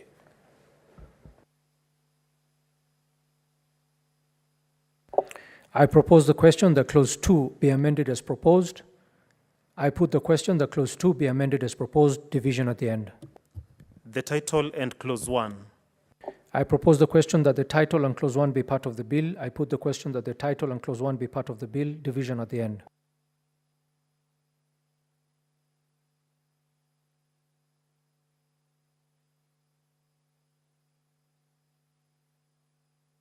We're now proceeding to division. Sergeant at Arms, please ring the bell for 5 minutes.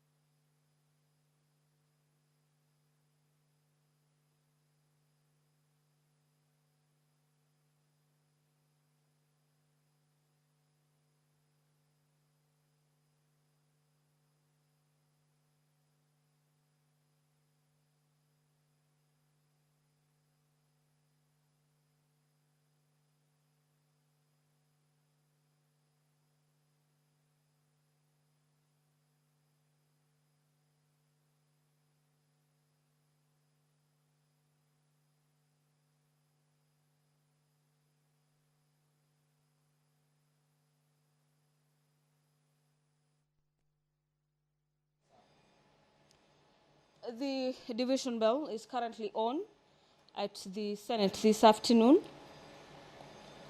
The House is currently considering amendments to the National Ratings Bill. This is a bill from the National Assembly, Bill number 55 of the year 2022. And this particular bill is now for consideration before the Senate. There are various amendments proposed in this bill by the Senate leader of the majority party. And the House is currently considering those amendments to the National Rating Bill, Bill number 55 of the year 2022, where we have a couple of senators having amendments to this particular bill.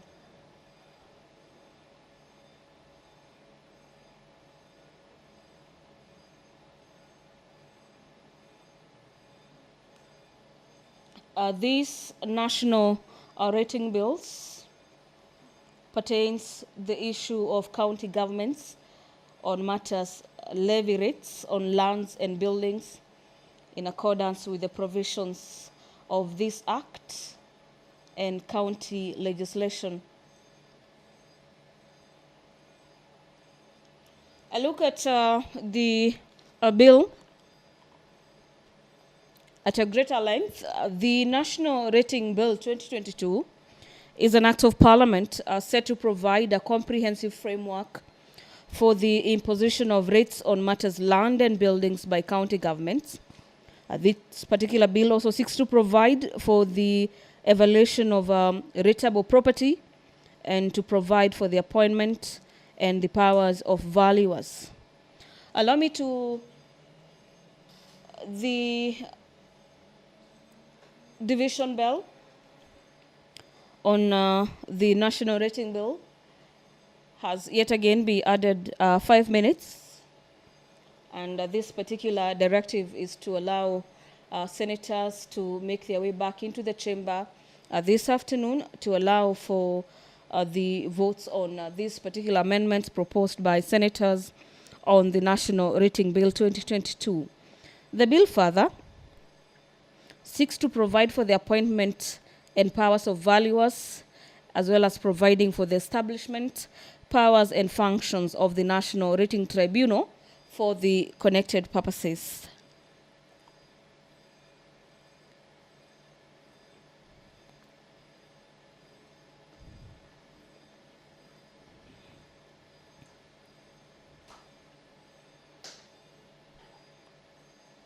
So away from providing for appointment of powers and valuers, the National Ratings Bill 2022 consists of other proposals. Among them is that the tribunal established shall sit at such times in such a place as it may appoint to ensure reasonable as well as equitable access to the services of the tribunal. And remember that this particular tribunal is supposed to deal with matters land rates,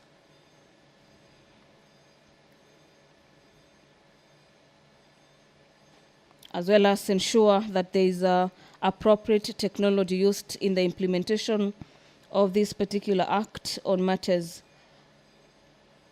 lands ratings.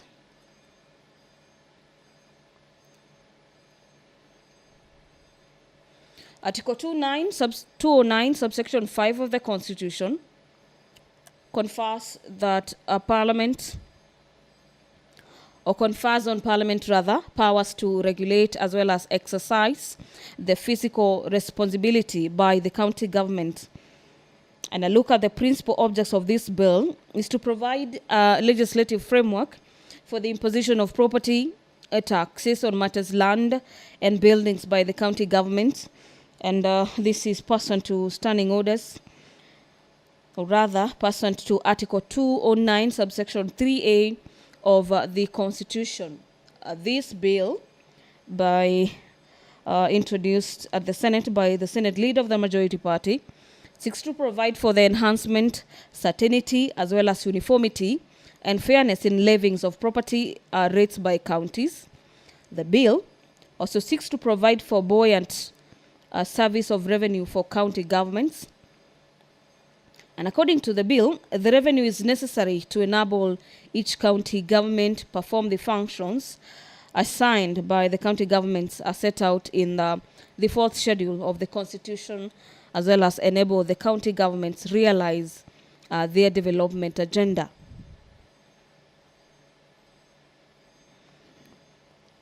Upon the passage of the bill, there will be establishment of the National Rating Tribunal responsible for resolution of disputes relating to property rating.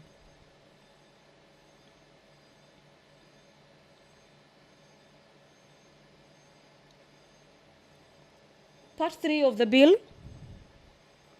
contains provision on appointment and powers of valuers.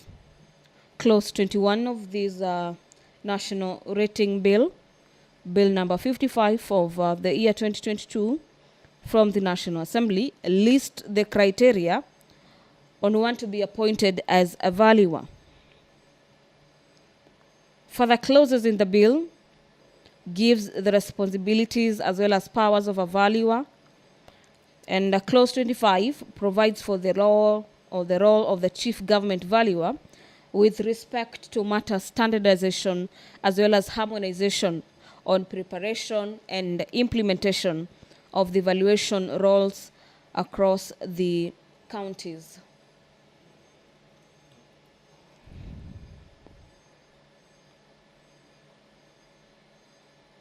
The bill further gives a general basis for valuation, declaration of rotable areas as well as methods for valuation, and also provides for preparation and contents of valuation roles and supplementary valuation roles together with their alterations. The bill further lists matters to do with publication of the role and the objections thereof, as well as exceptions that are provided in the part. Allow me to hand you over back to the chamber to follow up on how the House will be considering amendments of the National Rating Bill, National Assembly Bills number 55 of the year 2022. Enjoy your viewing.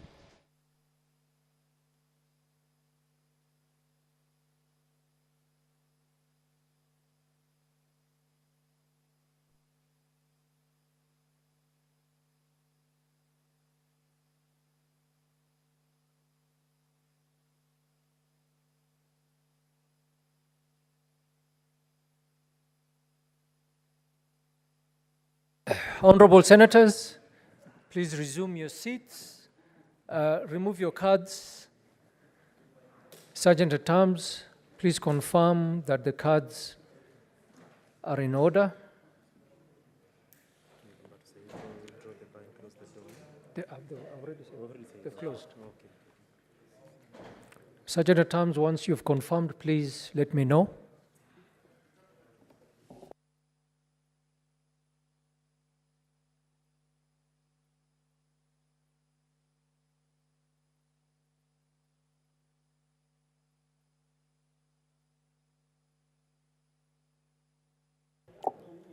Senator Beatrice Ogola, Senator Mariam, and Senator Beatrice Tobiko.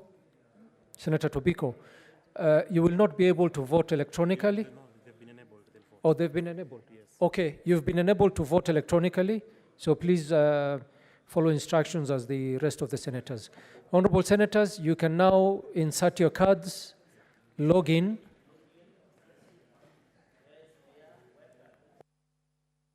Now I put the question that new clause 24A, new clause 24B, and new clause 30A be now read a second time. Proceed to vote.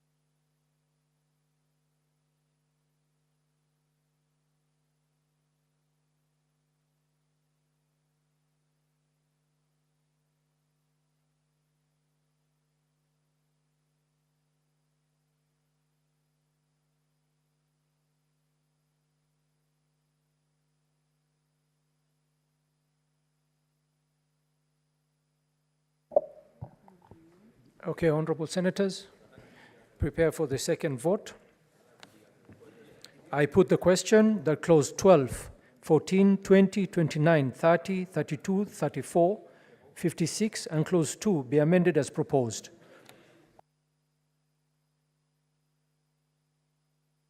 You can start voting, senators.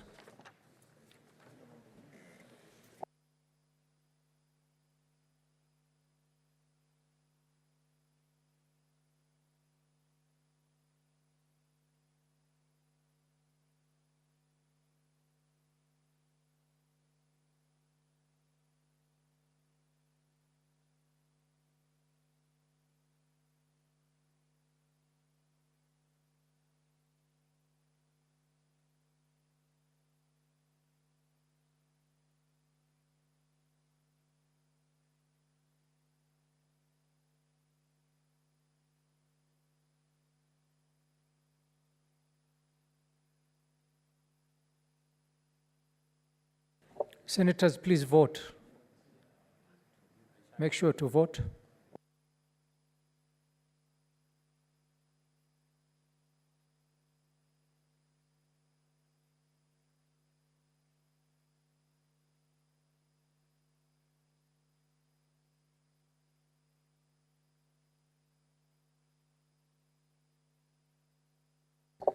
Senator Cherargei.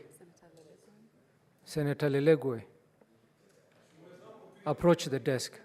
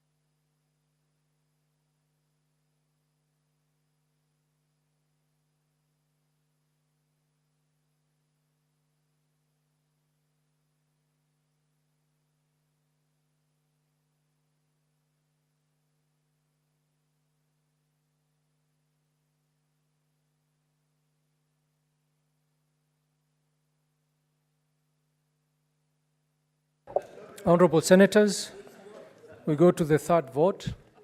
I put the question that clauses 3 to 12 as amended, 13, 14 as amended, 15 to 20 as amended, 21 to 29 as amended, 30 as amended, 31, 32 as amended, 33, 34 as amended, 35 to 56 as amended, 57, new clause 24A, new clause 24B, and new clause 30A, the first schedule, second schedule, third schedule, and fourth schedule, clause 2 as amended, the title and clause 1 be part of the bill. Start voting, senators.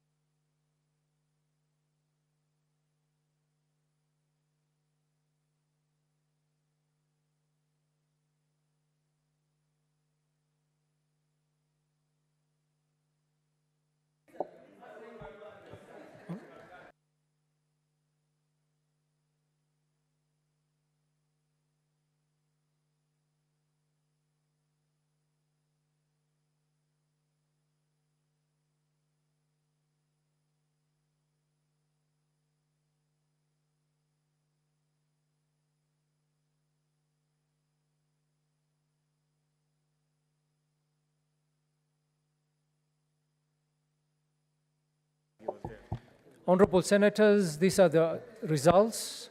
The results are as follows. Results for new clauses. Ayes 26, nays 0, abstentions 0, ayes have it. Results for clauses with amendments. Ayes 26, nays 0, abstentions 0, ayes have it. Results for all clauses. Ayes 26, nays 0, abstentions 0, the ayes have it.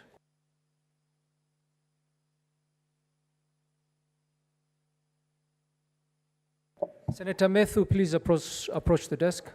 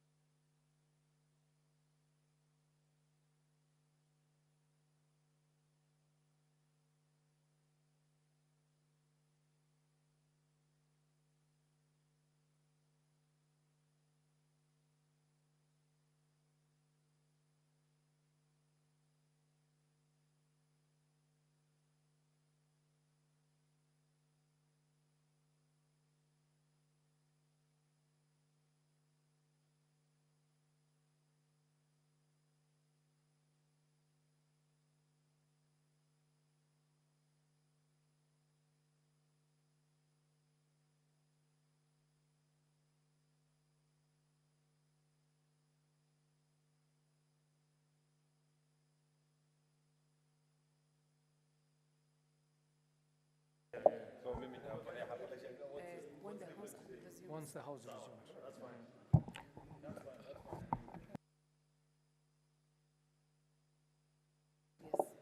fine. Mover to report. Honorable Chairperson, I beg to move that the committee do report to the Senate its consideration of the National Rating Bill, National Assembly Bill number 55 of 2022, and its approval thereof with amendments. I put the question that the Committee of the Whole do report to the Senate its consideration of the National Rating Bill, National Assembly Bills, number 55 of 2022, and its approval thereof. As many, with amendments. As many as of that opinion say aye. Aye. As many as of the contrary opinion say nay. The ayes have it. Honorable Senators, Mr. Speaker.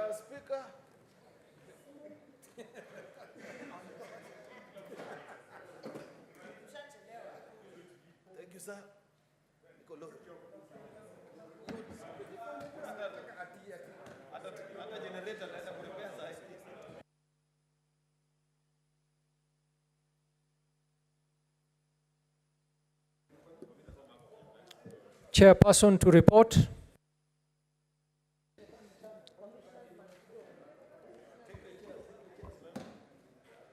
Honorable Speaker, I beg to report that the Committee of the Whole has considered the National Rating Bill, National Assembly Bill number 55 of 2022, and its approval thereof with amendments. Mover. Honorable Speaker, I beg to move that the House do agree with the committee in the said report. I beg the Senator of Laikipia, what is his name? Kinyua? Senator Laikipia to second.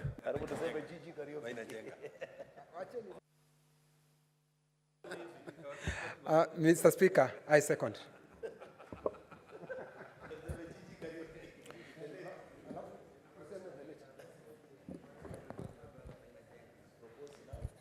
Honorable Senators, I propose the question that the House do agree with the committee in the said report. I put the question that the House do agree with the committee in the said report. As many as of that opinion say aye. Aye. As many as of the contrary opinion say nay. The ayes have it. Honorable Speaker, I beg to move that the National Rating Bill, National Assembly number 55 of 2022 be now read a third time. Mr. Speaker, I request the Senator for Kisumu to second.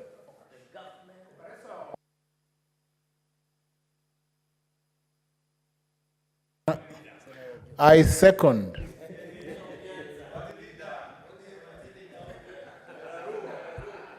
Honorable Senators, I propose the question that the National Rating Bill, National Assembly Bills number 55 of 2022 be now read a third time. I put the question that the National Rating Bill, National Assembly Bills number 55 of 2022 be now read a third time. Division at the end.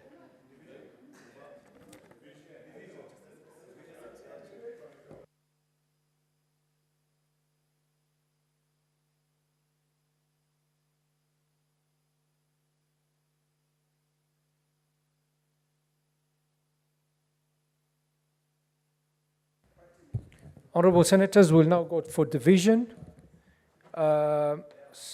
Sergeant at Arms, ring the bell for 5 minutes.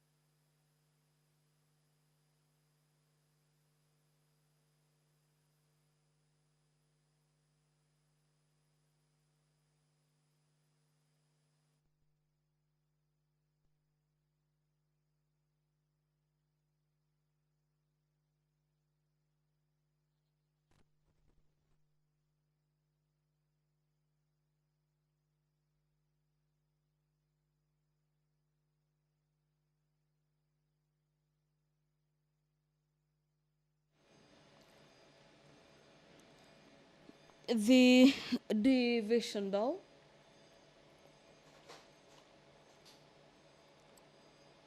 is yet again ringing at the Senate this afternoon. This division bell is pursuant to the directives by the Speaker, Senator Abdul Haji, currently presiding over the business of the House, directing the Sergeant at Arms to ring the quorum bell for the House to consider the National Rating Bill 2022 for the third reading. Already, the Committee of the Whole has dispensed with amendments that were proposed to various clauses in the bill. And so the bill will be moving to the third stage, popularly known as the third reading. Upon that particular vote that is about to be undertaken in the next 2 minutes, the Speaker has directed that the bell be rung for 5 minutes.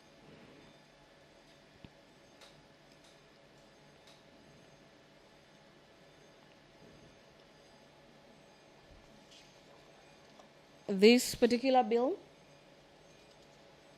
pertains the establishment of a tribunal to deal with land rates across the 47 counties.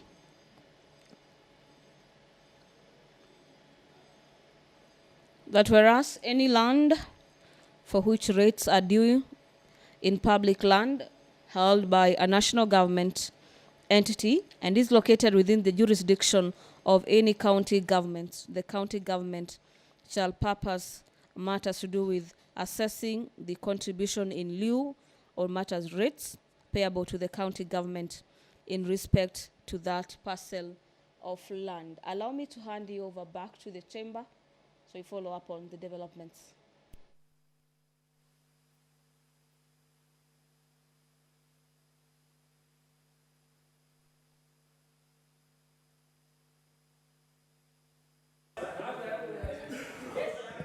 Order, Senators. Order, Senators. I put the question that the National Rating Bill, National Assembly Bills, number 55 of 2022 be now read a third time. Honorable Senators, please log out and log in.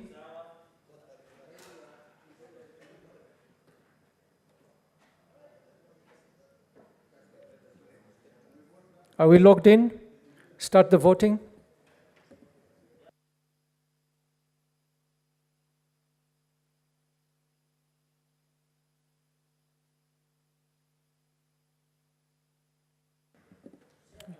Start voting.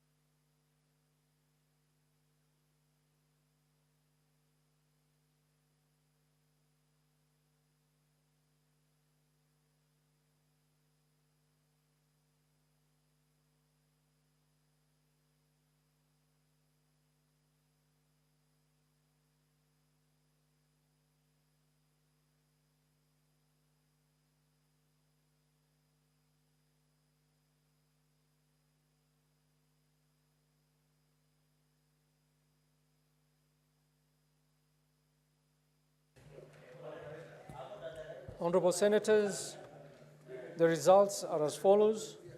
For the third reading, Ayes 26, Nays 0, Absentia 0. The ayes have it. A bill for an act of parliament to provide a comprehensive framework for imposition of rates on land and buildings by county governments, to provide for the valuation of rateable property, to provide for the appointment and powers of valuers, to provide for the establishment, powers and functions of the National Rating Tribunal, and for connected purposes. Thank you very much, Senators. Sergeant at Arms, you may draw the bars and open the doors.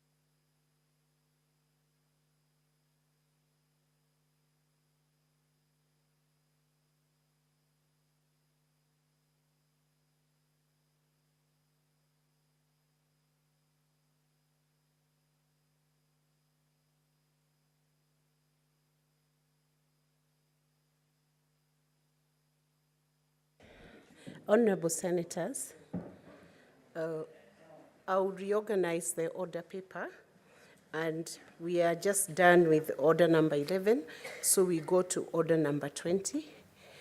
You can call it out, Clerk.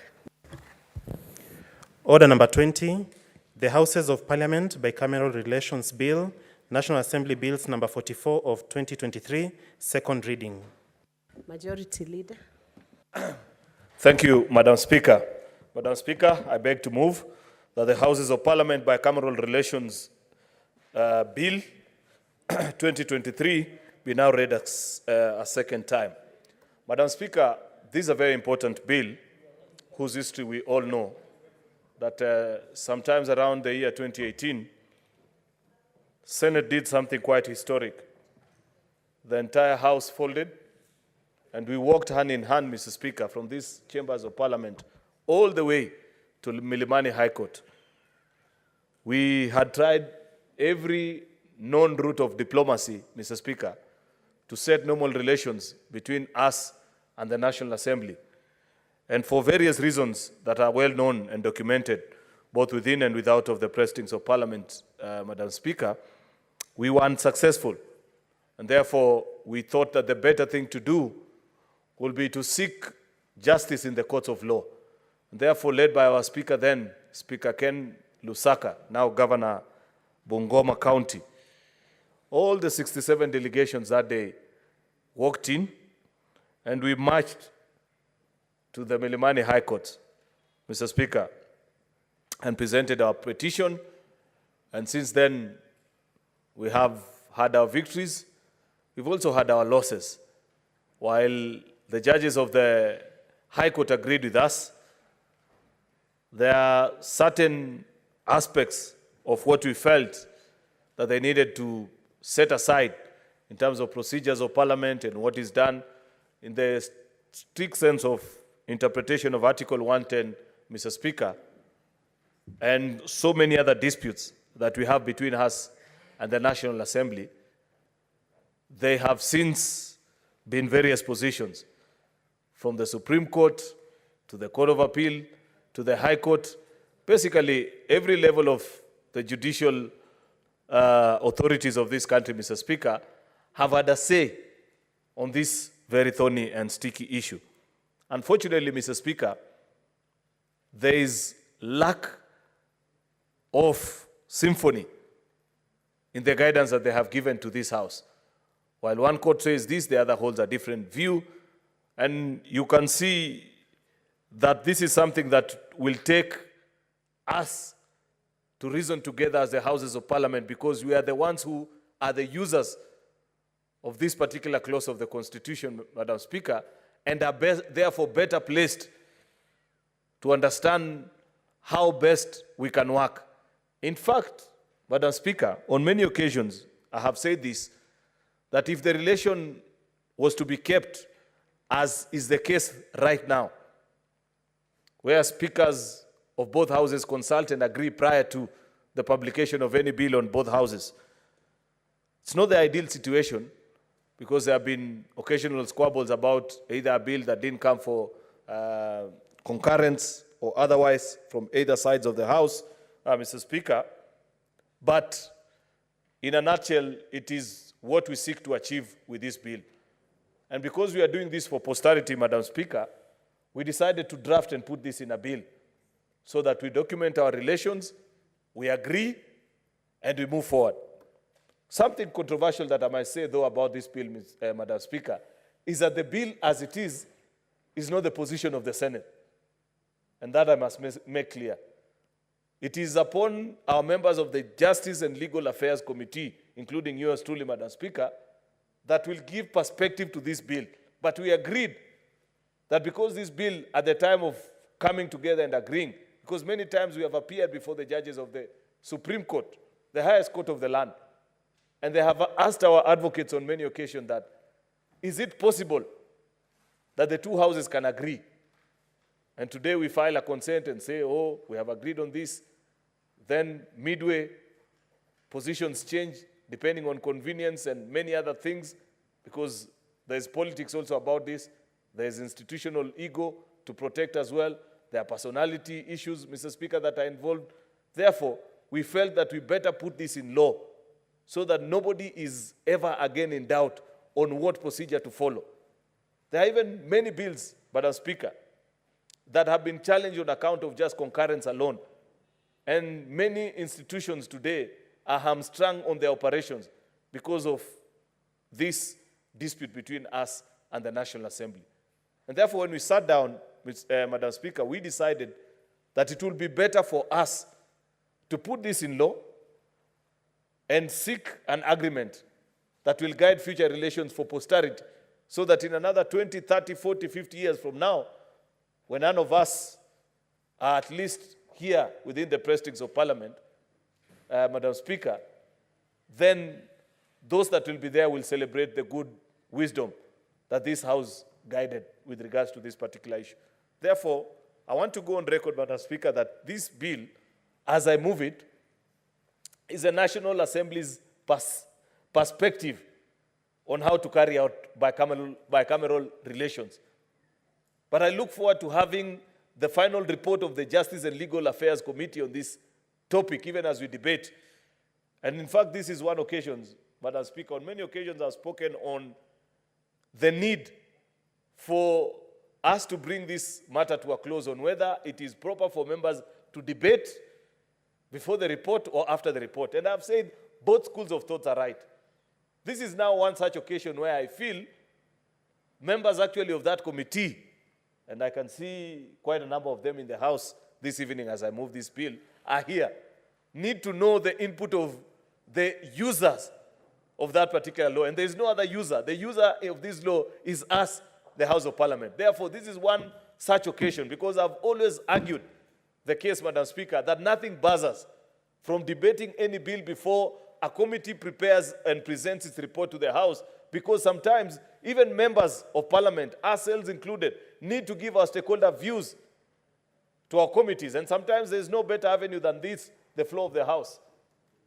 And this is not to say that the route we have used on many bills, which is to debate after a committee has tabled its report, is wrong in any way. The experts of legislative processes like Director Ruge here can inform this debate even better with their experience. But I raise the point, Madam Speaker, that on a bill such as this, there is no better time to debate it than right now before the committee considers the views of the users. And there are no other users. The users are us, members of Parliament, so that you listen to what each and every member of this House wants in a bicameral relation between us and the National Assembly, then input that into your report, bring us the amendments, because I expect a very radical departure on what is proposed in this particular bill, so that then we meet with our colleagues of the National Assembly at the mediation stage and agree to something. We file in both houses and have a law that will guide this process. Then this dispute become something of the past. And we behave like a mature democracy, because that is what is expected of us. So that is the context, Madam Speaker, of this bill, and a very important one, which are properly explained. Section 3 of the bill, of course, provides for the various objects of this act, like I've explained, to provide a framework for the manner of conducting matters of bicameral nature, the publication in Gazette of Bills to be introduced in Houses of Parliament as dictated by Article 109(4, Madam Speaker, and outline also a very sticky issue of Article 110(3), so that you define what is it that constitutes the consideration of bill for purposes of Article 110(3), something that has as varied opinions in this Parliament, Madam Speaker, as you will ever imagine. Therefore, Madam Speaker, Part 2 of the bill speaks of the publication and enacting formula, where if a bill is to be introduced by any member of the committee of a House of Parliament pursuant to Article 109(5) of the Constitution, it shall be published in a gazette such manner as may be specified in the standing orders. This varies from one House to the other. What we do in the Senate does not necessarily hold true in the National Assembly, and vice versa. Part 3 of the bill, Madam Speaker, is at the heart of the dispute is something called the joint resolution of the question of whether that particular bill concerns counties or it doesn't, and at what point does that question arise. We in the Senate hold a completely different view to our colleagues in the National Assembly. We hold the view that that determination needs to be made prior to the publication of any bill. Our colleagues in the National Assembly say that until somebody actually rises on the floor of the House, that the Speaker is blind, the Speaker is deaf, and the Speaker is anything that you can imagine to the Constitution, until they are prodded or pointed to by a member of the House and told, Mr. Speaker or Madam Speaker, I believe this bill as drafted concern counties, and therefore you need to make a determination. Then the Speaker rises and says, I'll make a determination. Of course, there's an obvious flaw in that school of thought, Madam Speaker. Because the question then that you ask yourself is, after making that determination, Madam Speaker, where is the chance for the Speaker of the Senate? Yet at that particular time, they had not consulted as the two speakers. We will listen to them during the mediation process, because I know when JLAC, and I trust the abilities of our Justice and Legal Affairs Committee to resolve this question very ably, we will listen to how they propose this particular section. Therefore, Madam Speaker, that is properly covered in Section 6 of the bill, where when a bill is published, what happens, and the nature of determination. Section 7, Madam Speaker, speaks to other consequential amendments that will come. There are various bills which we are being informed, Madam Speaker, that bills relating to election of a member of county assembly or county executive, these provisions actually of clause 6, we are saying there are certain bills that these clauses don't apply to for obvious understanding. May be obvious to them, might not necessarily be obvious to us. There are certain bills which they hold the view that this is not even something for debate. And they have listed a number of the bills, including the annual county allocation of revenue bill, which is something we do on both houses, the appropriation bill that is done in the National Assembly, the finance bill, Madam Speaker, any bill that provides for taxation and revenue-raising powers of the national government, and a bill concerning county governments, Madam Speaker. Therefore, that is something which I'll request our members of Justice and Legal Affairs Committee to guide us appropriately, even as we make that decision. Then, clause 9 guides on after resolution of the question has been arrived at. And it reads, whenever a Speaker of the House of the second House agrees with this question raised as contemplated under Section 8.2, the Speaker shall prepare and transmit a certificate of joint resolution in duplicate for endorsement by the Speaker of the originating House. Remember, I've explained the history about how National Assembly views this issue of the resolution of the question of whether it concerns or doesn't concern counties. That's why it is drafted as it is. And peg somewhere at the back of your mind what the views of the Senate are, and that is well known. Then, finally, Mr. Speaker, is issues such as the money bill, Madam Speaker, in accordance to Article 109(5), something also that has given us a lot of difficulty. In fact, until we resolved this issue of the money bill, Madam Speaker, being determined by the Parliamentary Budget Office, and I must thank the Parliamentary Budget Office. I must say, over time, their views on this Article 109(5) have evolved, as opposed to what I used to see in my earlier days in this House, Madam Speaker, where, excuse me, if you raise any bill, Madam Speaker, and they feel that for whatever reason, and you imagine how difficult it is to have a bill or a law that doesn't cause a charge to the exchequer. If you imagine, it's hard to imagine that you come up with a law which for one reason or the other has absolutely no charge. There's no responsibility of the government. But so long as there is even the slightest imagination that somehow, someway, this bill will create a charge to the exchequer, then it was declared a money bill, and at that particular time, the view was that money bills can only commence in the National Assembly. And therefore, even as a member of the Senate, even if you tried to think of whatever legislation, you will not succeed. Or there are certain provisions of your bill, though close to you, though consequential, you had to drop for that bill to pass. It happened to me a couple of times while considering certain bills, Madam Speaker. That has since evolved, and they are a bit more accommodative in their consideration. Therefore, I must thank the Parliamentary Budget Office for that view. Therefore, Section 12 speaks on that particular bill. I expect that Justice and Legal Affairs will provide the cover. We know it's the constitutional doctrine that money bill can only be introduced in the National Assembly in accordance to Article 114. That's fine, given. But then, the devil is in the details, as they say. It is in the determination of what is a money bill that the fight is in. And that is where we depend on our members of Justice and Legal Affairs Committee to provide clarity on that particular issue. And it's good that as I say this, I see the Chair of Justice and Legal Affairs is in the House with us this evening, Madam Speaker. Section 13 speaks on something that we have since seen, a practice that is properly evolving. You know, we have had this challenge of a member saying, after my bill was moved, it went and gathered dust in the other house.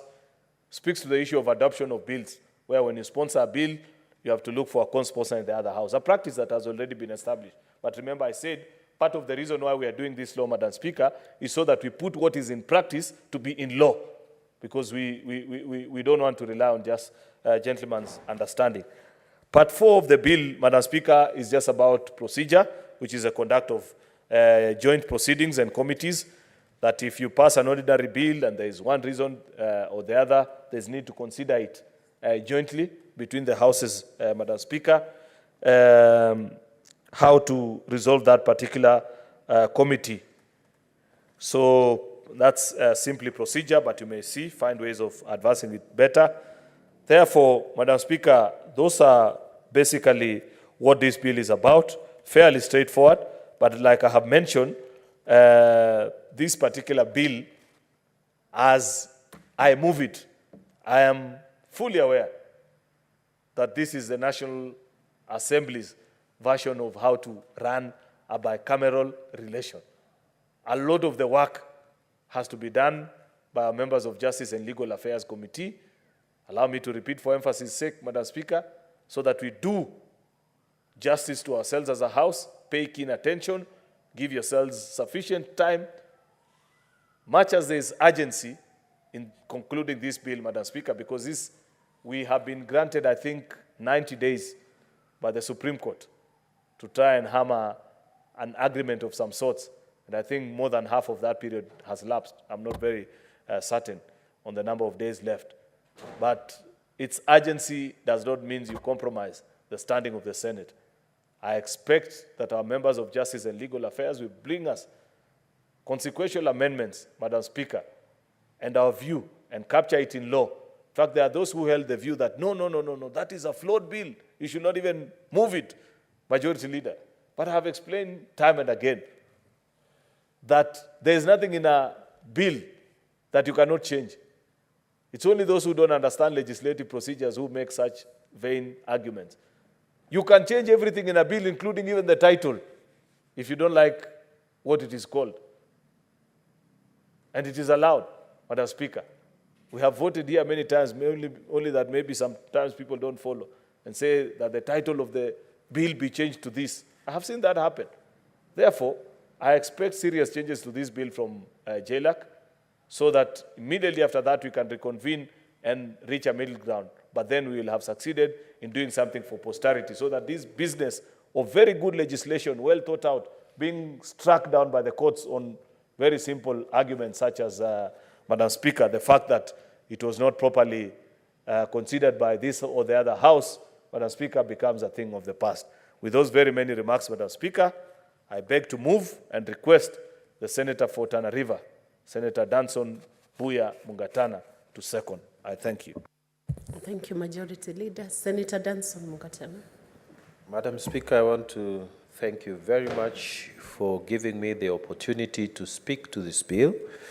I also want to thank the majority leader because he moved this bill in a very, very able manner. Madam Speaker, I'm currently sitting on a mediation committee. About 2 weeks ago, the Speaker of the National Assembly, the Honorable Moses Wetangula, announced that there were 2 bills that had been rejected on second reading in the National Assembly. One that was a land amendment bill, and one was a natural resources bill, benefit sharing bill, which was a bill that I had sponsored. So, Madam Speaker, I was named amongst the senators who would be in the mediation committee with the National Assembly. So this is my second time to be in a mediation arrangement with the National Assembly. So what I'll speak from experience, because the first experience we had was when there was an attempt, a joint attempt by the National Assembly and the Senate to bring some constitutional bills. And Madam Speaker, that attempt didn't go far. There was a committee chairman named from the side of National Assembly and a committee chairman named on this side. Of course, this came as a result of Kamkunjis that were trying to find a way forward on some difficult questions in the Constitution. Madam Speaker, we only had 2 meetings and that committee dissipated. And I want to say that the reason that committee dissipated, the reason it was not successful, was because this particular law that guides the bicameral relations was non-existent at that time. And Madam Speaker, even in these mediation committees that we have, they are basically trying to make sense of the provisions that are in existence right now within the Constitution. As we all know, the Constitution gives wide proclamations. And for those proclamations to be effective, there must be legislation that comes to the nitty-gritty. And Madam Speaker, when you look at the provisions as they stand now, you have a bill that maybe is rejected, or some sections of it are rejected by the National Assembly, and then a mediation committee is appointed. Now, this is not in law. It is just what has been agreed as a procedure that is supposed to work between the lower house and our house here in the Senate. So, Madam Speaker, what happens is that when the mediation committee meets, there's supposed to be discussions and negotiations on the contentious sections of the bills that have issues. And Madam Speaker, when those clauses are then agreed, then there's supposed to be a mediated version. This is the version of the bill that is supposed now to be presented to both the lower house and the upper house. And Madam Speaker, from what we learned and the experience I have had is that we are supposed then to do just a motion attaching the mediated version, the agreed version on both sides. And then if we approve that mediated version and they approve that mediated version, Madam Speaker, it skips the other important stages like committee stages and the third reading. That bill goes straight for assent. And Madam Speaker, the timelines are also limited. So when you look at it, there is a problem in terms of the procedure and the detail of the procedure that is supposed to guide the relations between ourselves and the other house. Madam Speaker, practical difficulties also arise. For example, the bill is supposed to go for mediation and a timeline is set. Now, when does that timeline start running? Apparently, it's when both houses, the first committee sits the mediation committee sits. That's when the time for 90 days is supposed to run. But Madam Speaker, now, practically speaking, like now, you would find the other house has gone on recess. We are going to be on session until somewhere around 30th. So when we are going on recess, the other house is coming. So, Madam Speaker, you will see we are talking about almost 60 days going without the mediation committee sitting. So why am I giving all these details, Madam Speaker? I'm giving these details for those senators who are listening to me to appreciate that there is actually a legal lacuna, there is a legal hole here that we need to fix in as far as our relationships between the National Assembly and the Senate is concerned. And this must be fixed today, not tomorrow, because we have a lot of pending business between the two houses. And a lot of times we have some different viewpoints on the same issues. Madam Speaker, for example, the National Assembly, in my opinion and with a lot of respect, for example, does not go beyond the moment they see or they think or they feel that this is a money bill. It does not, they don't go beyond that. They are sort of like held there and they make a decision to reject a bill. When in actual fact, they come from counties and those bills actually assist where they come from. So, Madam Speaker, it is critical on my part to second this bill and urge senators to speak to this bill.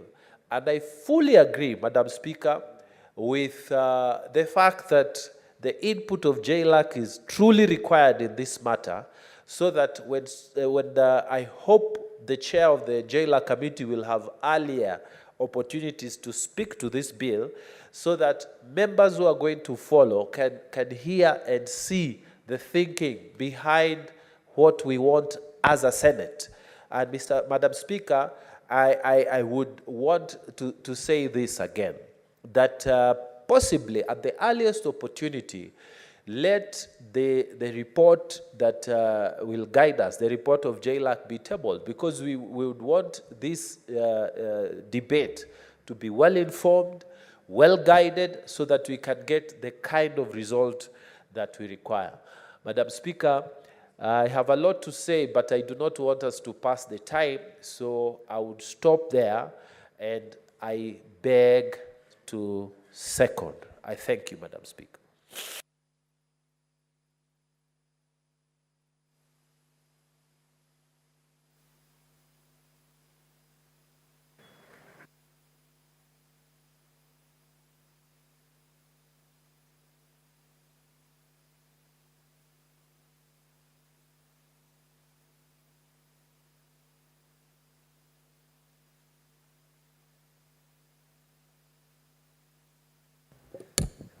Honourable Senators, I propose the question that the Houses of Parliament Bicameral Relations Bill, National Assembly Bills number 44 of 2023 be now read a second time.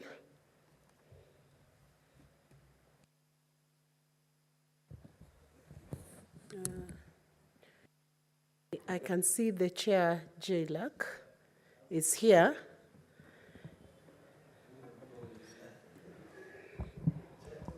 Thank you, Madam Speaker.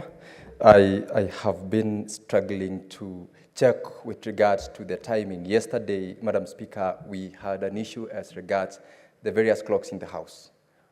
They are reading in different scripts, and it was raised as a point of order, and directions were given by the chair then that the clock on my left, the clock on my right, and the clock directly against the chair should be in sync. And I believe there must have been a missing link in terms of administration. And that is what, indeed, Madam Speaker, misguided the Honorable Senator Mogatana as he was struggling to check on the time. However, Madam Speaker, with that in mind, I believe that is... Senator, if I can give a guide on that clock, in my view, I do notice that that's a very valid concern. The three clocks are reading differently. So it's actually already 6:30 on the right-hand side, and it's not 6:30 in the middle area, and it's not 6:30 on the minority side. It's only on the majority side that it's 6:30. And I will use the earliest time, which reports as 6:30.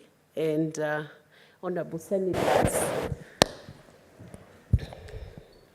I hereby direct that in reorganizing the order paper, that orders number 12, 13, 14, 15, 16, 17, 18, 19, 21, 22, 23, 24, 25, and 26 will be deferred to a later date, which will be guided in the session that you come next, that's next week on Tuesday. And I'll also guide that the Secretariat desk align those clocks to make sure that they are reading the same timing to avoid confusion. Now, when we resume the debate on this bill, we resume, so our Chair, J-Lac, will then have a chance to contribute then.